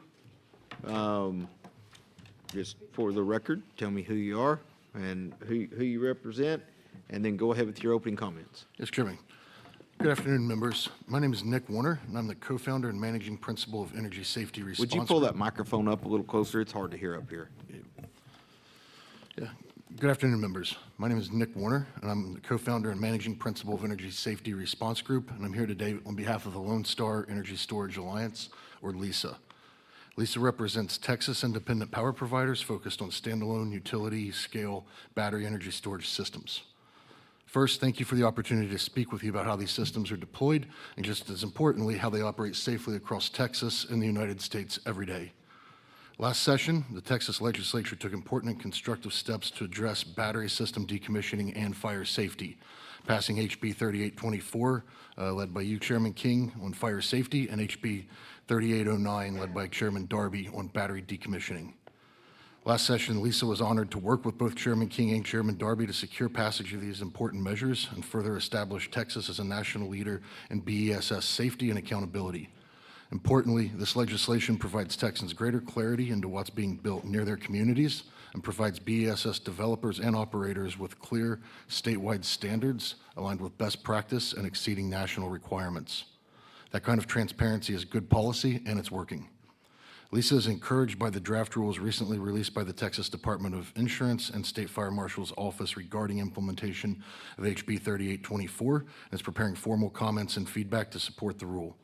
Lisa looks forward to continuing to be an active partner in the process to ensure Texans continue to be a national leader on developing and maintaining the highest possible BESS safety standards. But it's important to understand that compliance with statute is just the baseline. The industry's approach to safety goes well beyond what is required.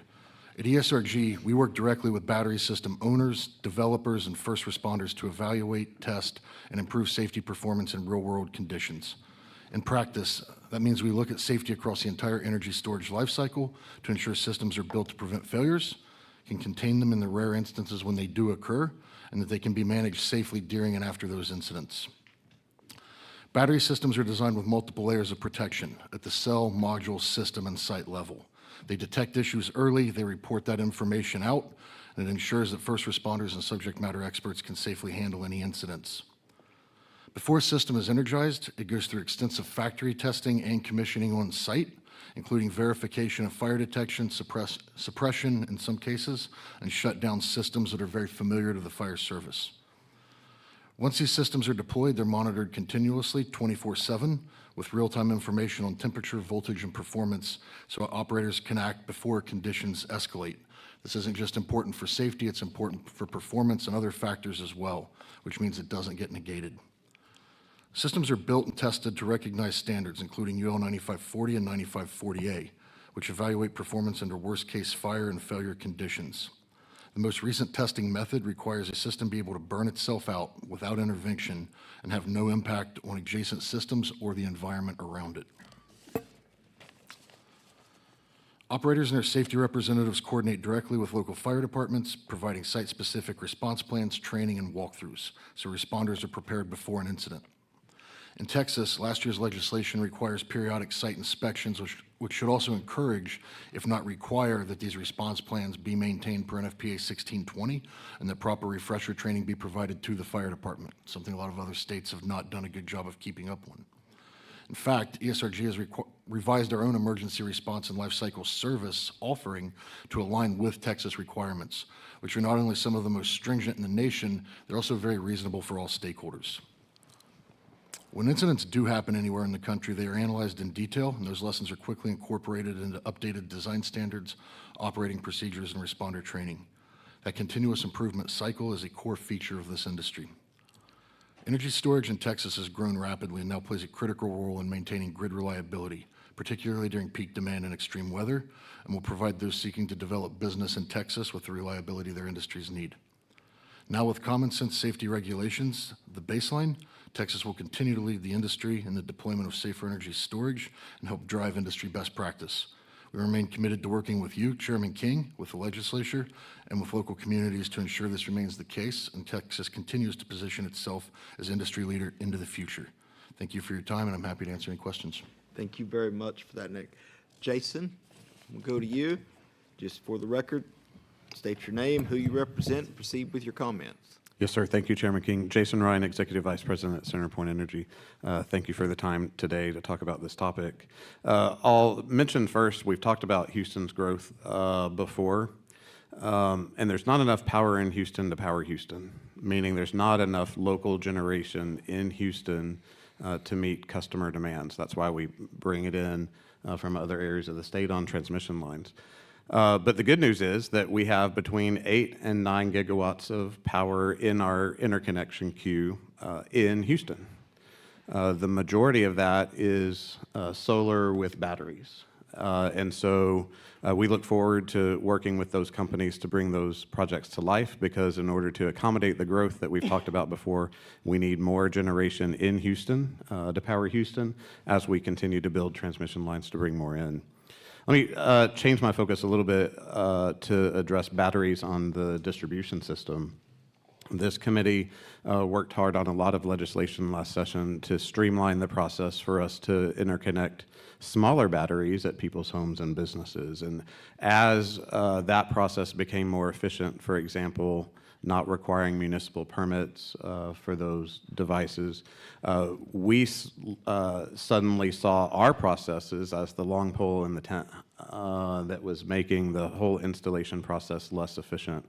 So we worked with the various battery companies that are active in the Houston market and came up with a more efficient process where we let their electricians pull our meter, do the battery install, and put the meter back on, as opposed to us rolling a truck twice before that, once before the battery installation is done and then once after the battery installation is done. Sometimes that was causing outages overnight before we could get back out there, and so it wasn't a great customer experience. We've revised our process in response to your legislation making things more efficient. We made our process more efficient too, so wanted to bring that to y'all's attention. That's it, Mr. Chairman. Thank you. All right. Judd, for the record, state your name, who you represent, and then proceed. Yes, sir, Mr. Chairman, members, thanks for having me. Judd Messer, Advanced Power Alliance. We represent developers, owners, and operators in power projects across ERCOT and SPP and the Southeast, including grid-scale batteries. Battery energy storage systems in Texas, as you all know, of course, have seen enormous growth in the last 5 years. Almost the entire fleet of 19,000 megawatts has been built during that time, making Texas now the national leader, obviously providing benefits in grid stability and also providing lower cost power in periods of higher demand, taking a measurable amount of strain off the Texas grid. Obviously, here today, we're talking about regulations, how we build them, how we operate them safely, and how we can continue to do that as the technology grows. And I would say in the most recent legislative session, this committee particularly, but the legislature as a whole, made measurable progress on that from an environmental stewardship standpoint and also public safety. I know we want to talk mostly about safety, but I was also asked to talk about a couple other bills, so I'll touch briefly on safety, and I know Mark will dig into it a little deeper. We've talked about you heard on the last panel and a little bit here about House Bill 3824, your bill, Chairman King, establishing comprehensive fire safety standards, including nationally recognized standards from NFPA and UL. Emergency response planning, third-party inspections, first responder training, and those rules are currently underway. I would note on that point that there's pretty extensive research from, or analysis from the Electric Power Research Institute, which is kind of an authoritative body on BESS failure incidents, that when issues do occur at battery facilities, they are most often tied to improper integration, putting the components together at the facility, or construction of the facility itself, not the battery chemistry. And that definitely supports the approach that you took in your bill around inspection, safety standards, and ongoing compliance year over year, including with first responders. It was mentioned on the prior panel that the standard by which you respond to one of these changes annually. And of course, your bill requires the developer to provide training to the local first responder on an annual basis. There was also action on environmental stewardship, something that I know you touched on at the previous hearing. Chairman Darby had the House Bill 3809, which put battery facilities in line with wind and solar, establishing strict standards for decommissioning, recycling, associated financial assurance. And then there were two bills by Chairman Lambert last session. One was mentioned earlier. One was House Bill 3228, which revises the decommissioning standards for wind and solar. I bring that up today because if you have a co-located battery, that would be covered by your wind or solar decommissioning statute. And so Chairman Lambert updated that to make sure that those recycling and the costs that are associated with that are extended to co-located batteries. And then 3229, which was mentioned by TCEQ earlier, that holds the recyclers to a similar standards with respect to financial assurance. They'll have to make annual reports, and that rulemaking, as you heard, is kind of going through the process. One additional note on TCEQ, throughout 2024, in response to a bill that this legislature passed, they provided a comprehensive report prior to the last session on the environmental impacts of solar, wind, and storage. Every bill that we're talking about here today on this charge was informed by those discussions and the results of that report. Notably, even prior to passage of those bills, which certainly we all support, the TCEQ had a finding that said there is an established regulatory framework in Texas to manage any environmental impacts from these facilities. I'll just end by saying that we believe the strategy that you took, particularly in the safety bill and others, I think almost all those bills received unanimous support. They strike a good balance. It's make sure that we're, pushing forward environmental stewardship and public safety and protecting our communities. They also allow the developer, the community, the landowner, whoever is involved in these projects, some investment certainty that hopefully will continue to contribute to good actors continually to drive growth in the technology across the state, which of course has led to greater grid reliability, lower costs, and some meaningful local benefits. I'll end with that and say I'm happy to answer any questions if you have them. Thank you very much.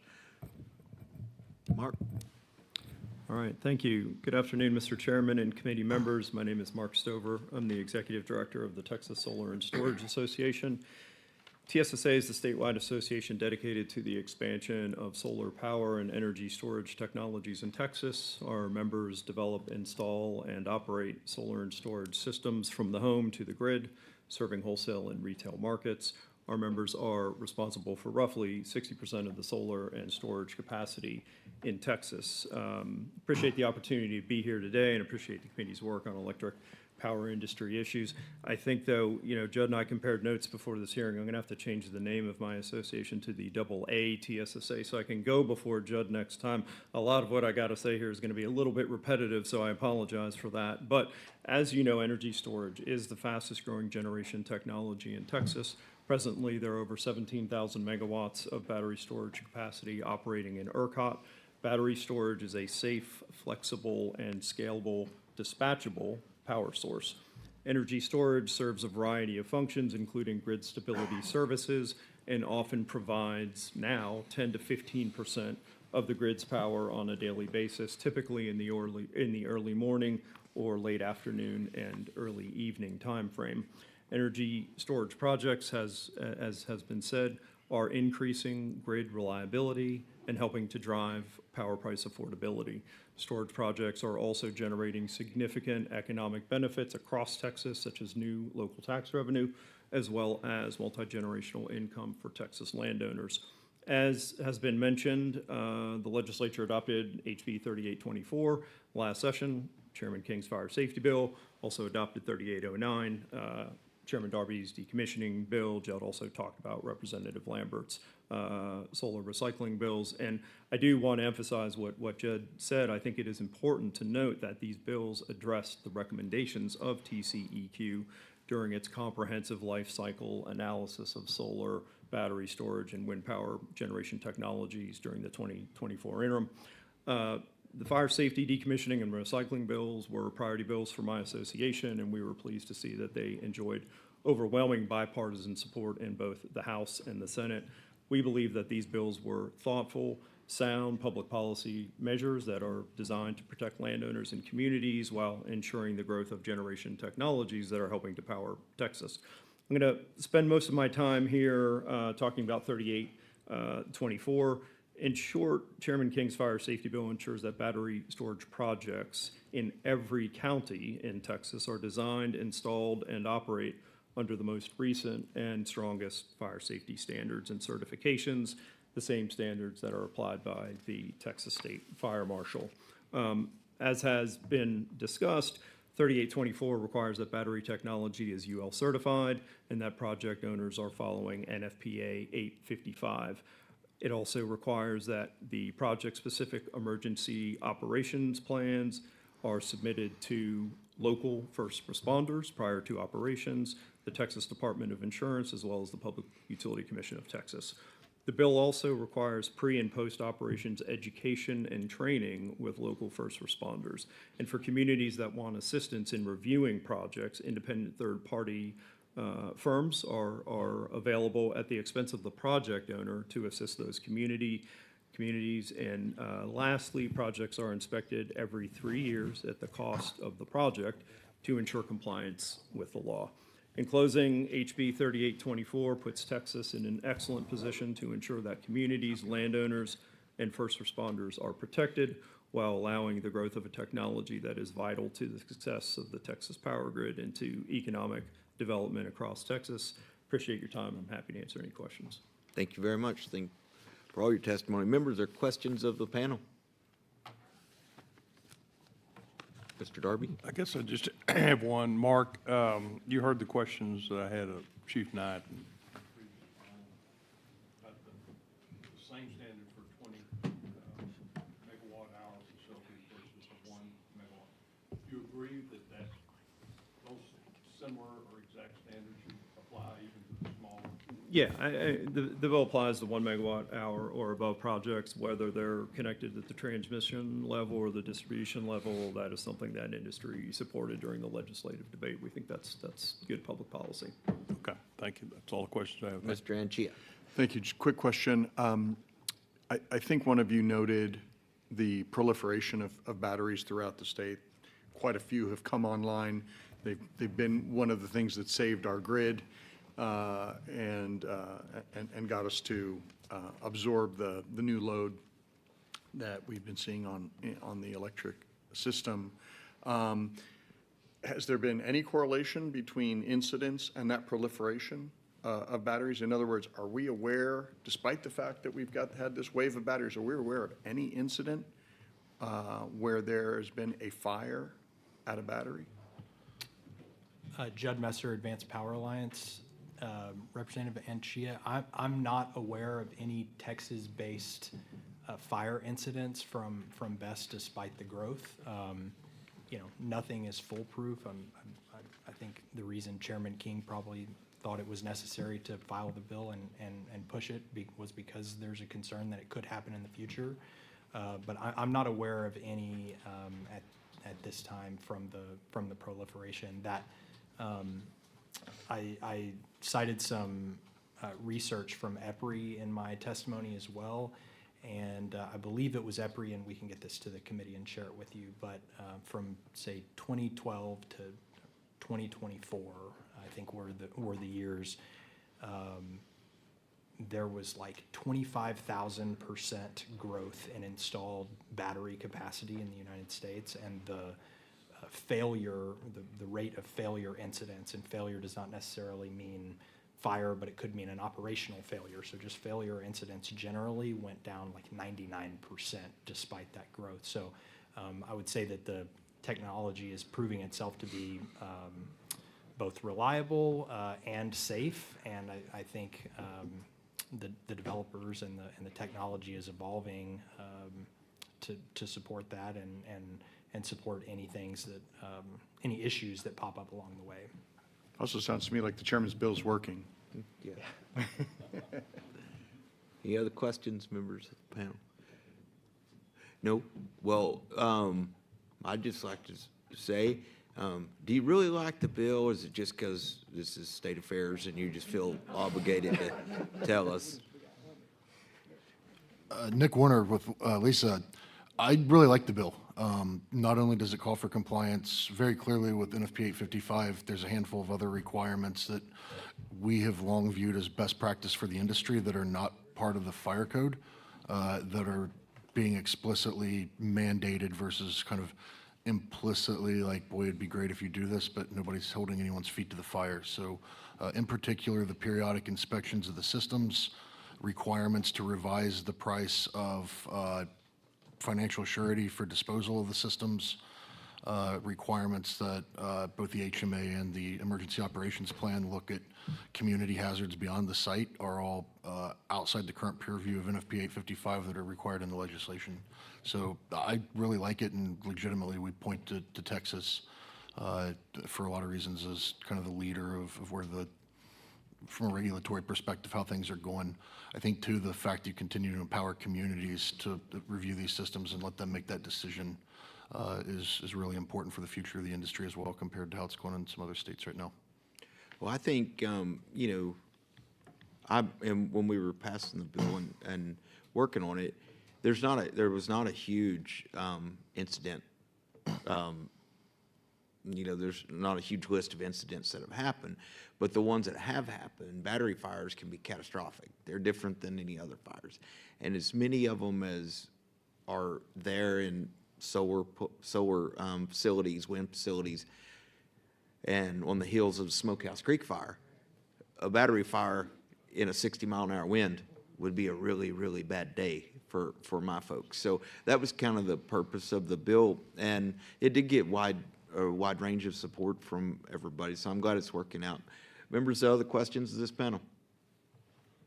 Seeing none, thank you all for being here. Thank you. Okay. We are now moving on to public testimony. We have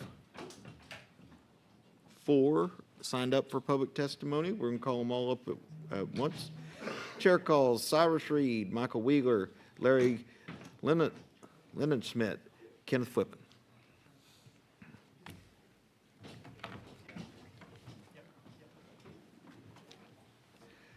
All right, record shows you're Cyrus Reed, Legislative and Conservation Director, although you are conservative, of the Sierra Club Lone Star Chapter. Is that correct, other than the conservative comment? That is correct, and on this issue, I am conservative. Should I go ahead and speak? Yep, Okay. let her hit your button. You're on the I am clock. conservative because we have a resource that doesn't create emissions, uses little or no water use, and helps with the reliability, and is becoming an important part of our grid. But with that growth, we need to make sure it's safe. And so we were very supportive of 3824, the bill, and I would point out that bill does allow the fire marshal and the Department of Insurance to continually upgrade those standards as we go forward. We were also supportive of HB 3809, which are the requirements on financial assurance. Sometimes I wish oil and gas had the same level of financial assurance, but also the Lambert bills on recycling. All of those are important.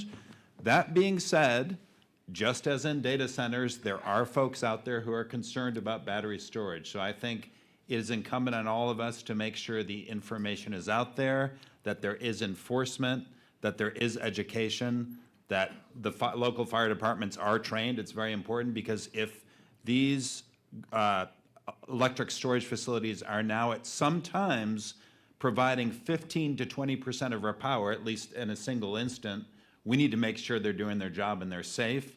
The two things, my two suggestions are, one, we really do want industry to be proactive, especially those facilities that may have been built before these standards. Make sure the public knows what standards they're meeting. I think that's very important. They can do that on their websites or through other means. And then, you know, in general, the bills that were passed provide state standards, and so cities and counties are expected to follow those state standards, but not necessarily go beyond them, but making sure they have the training.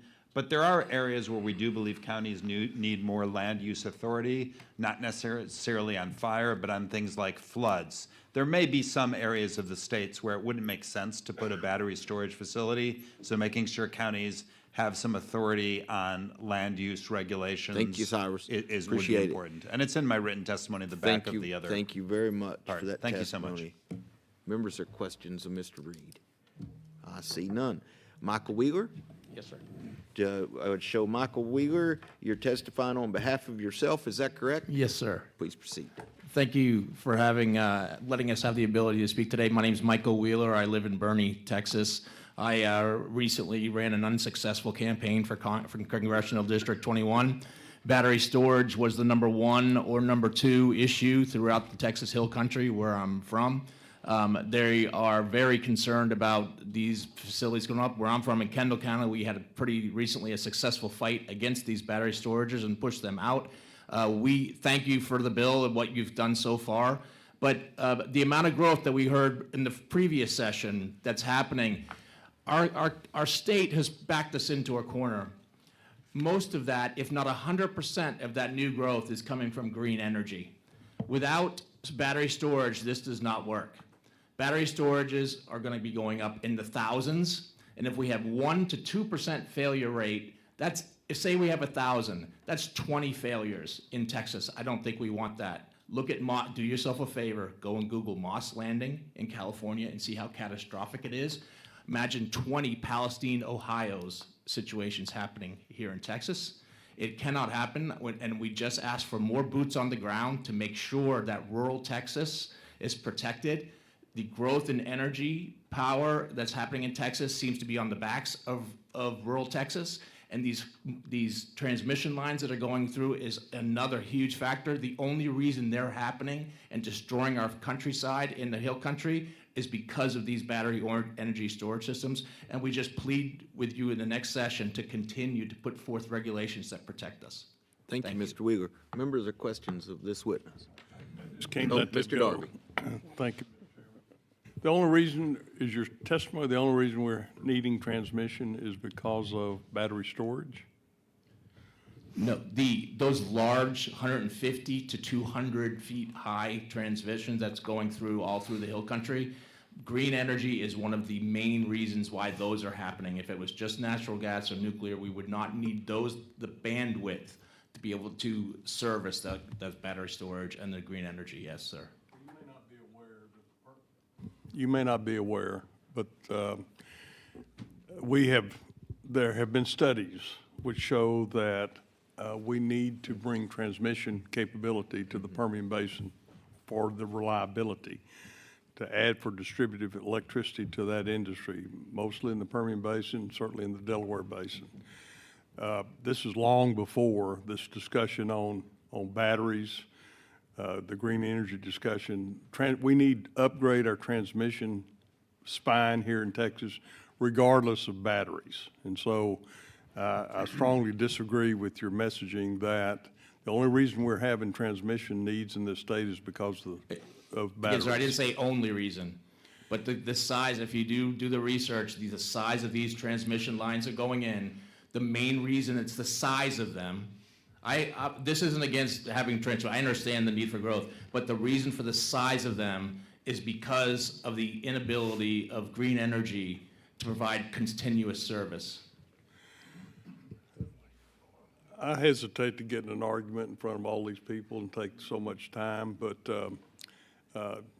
you need to rethink or re-examine your research with regard to why we need these 765 kV lines.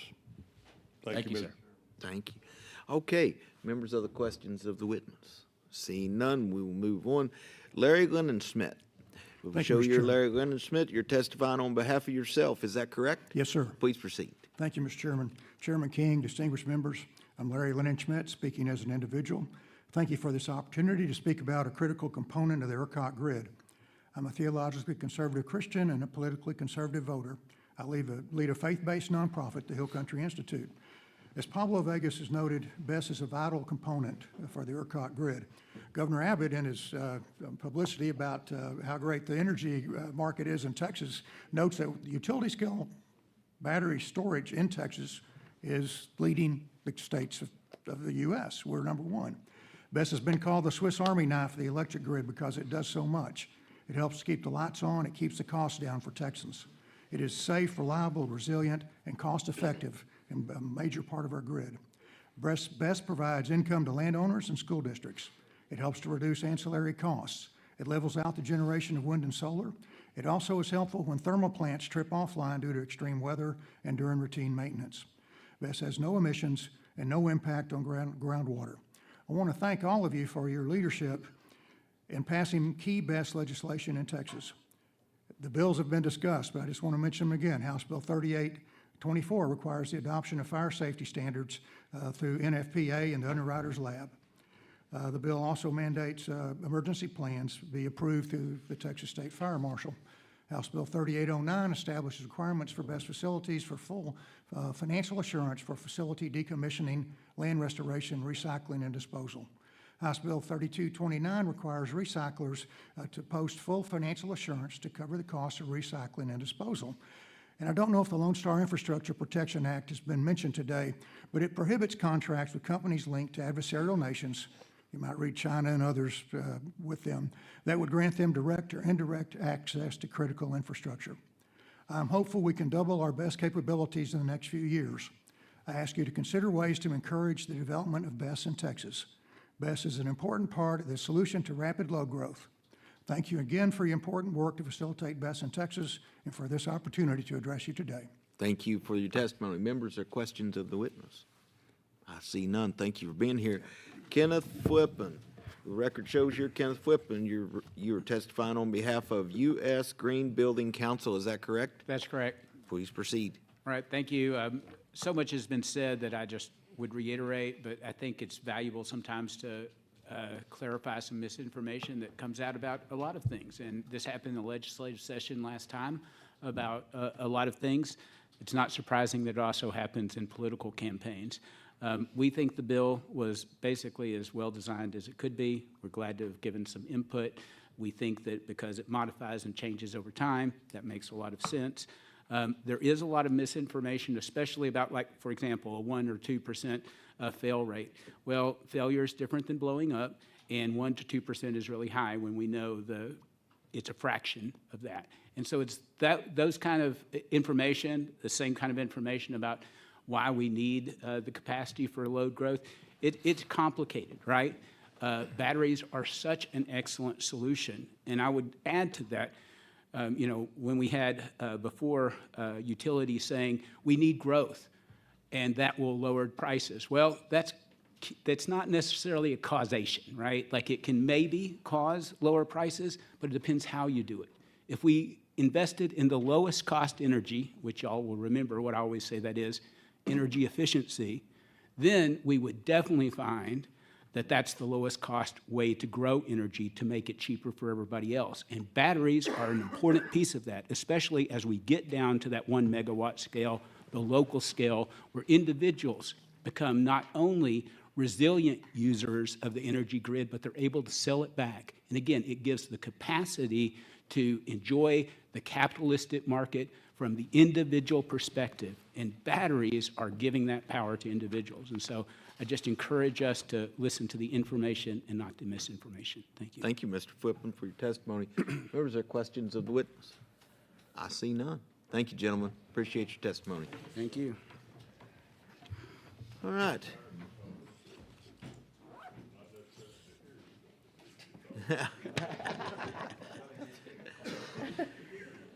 All right, members, that concludes today's agenda. Is there further business for the committee to address? If not, the chair moves to adjourn. Is there objection? Hearing none, committee stands adjourned. Subject call the chair.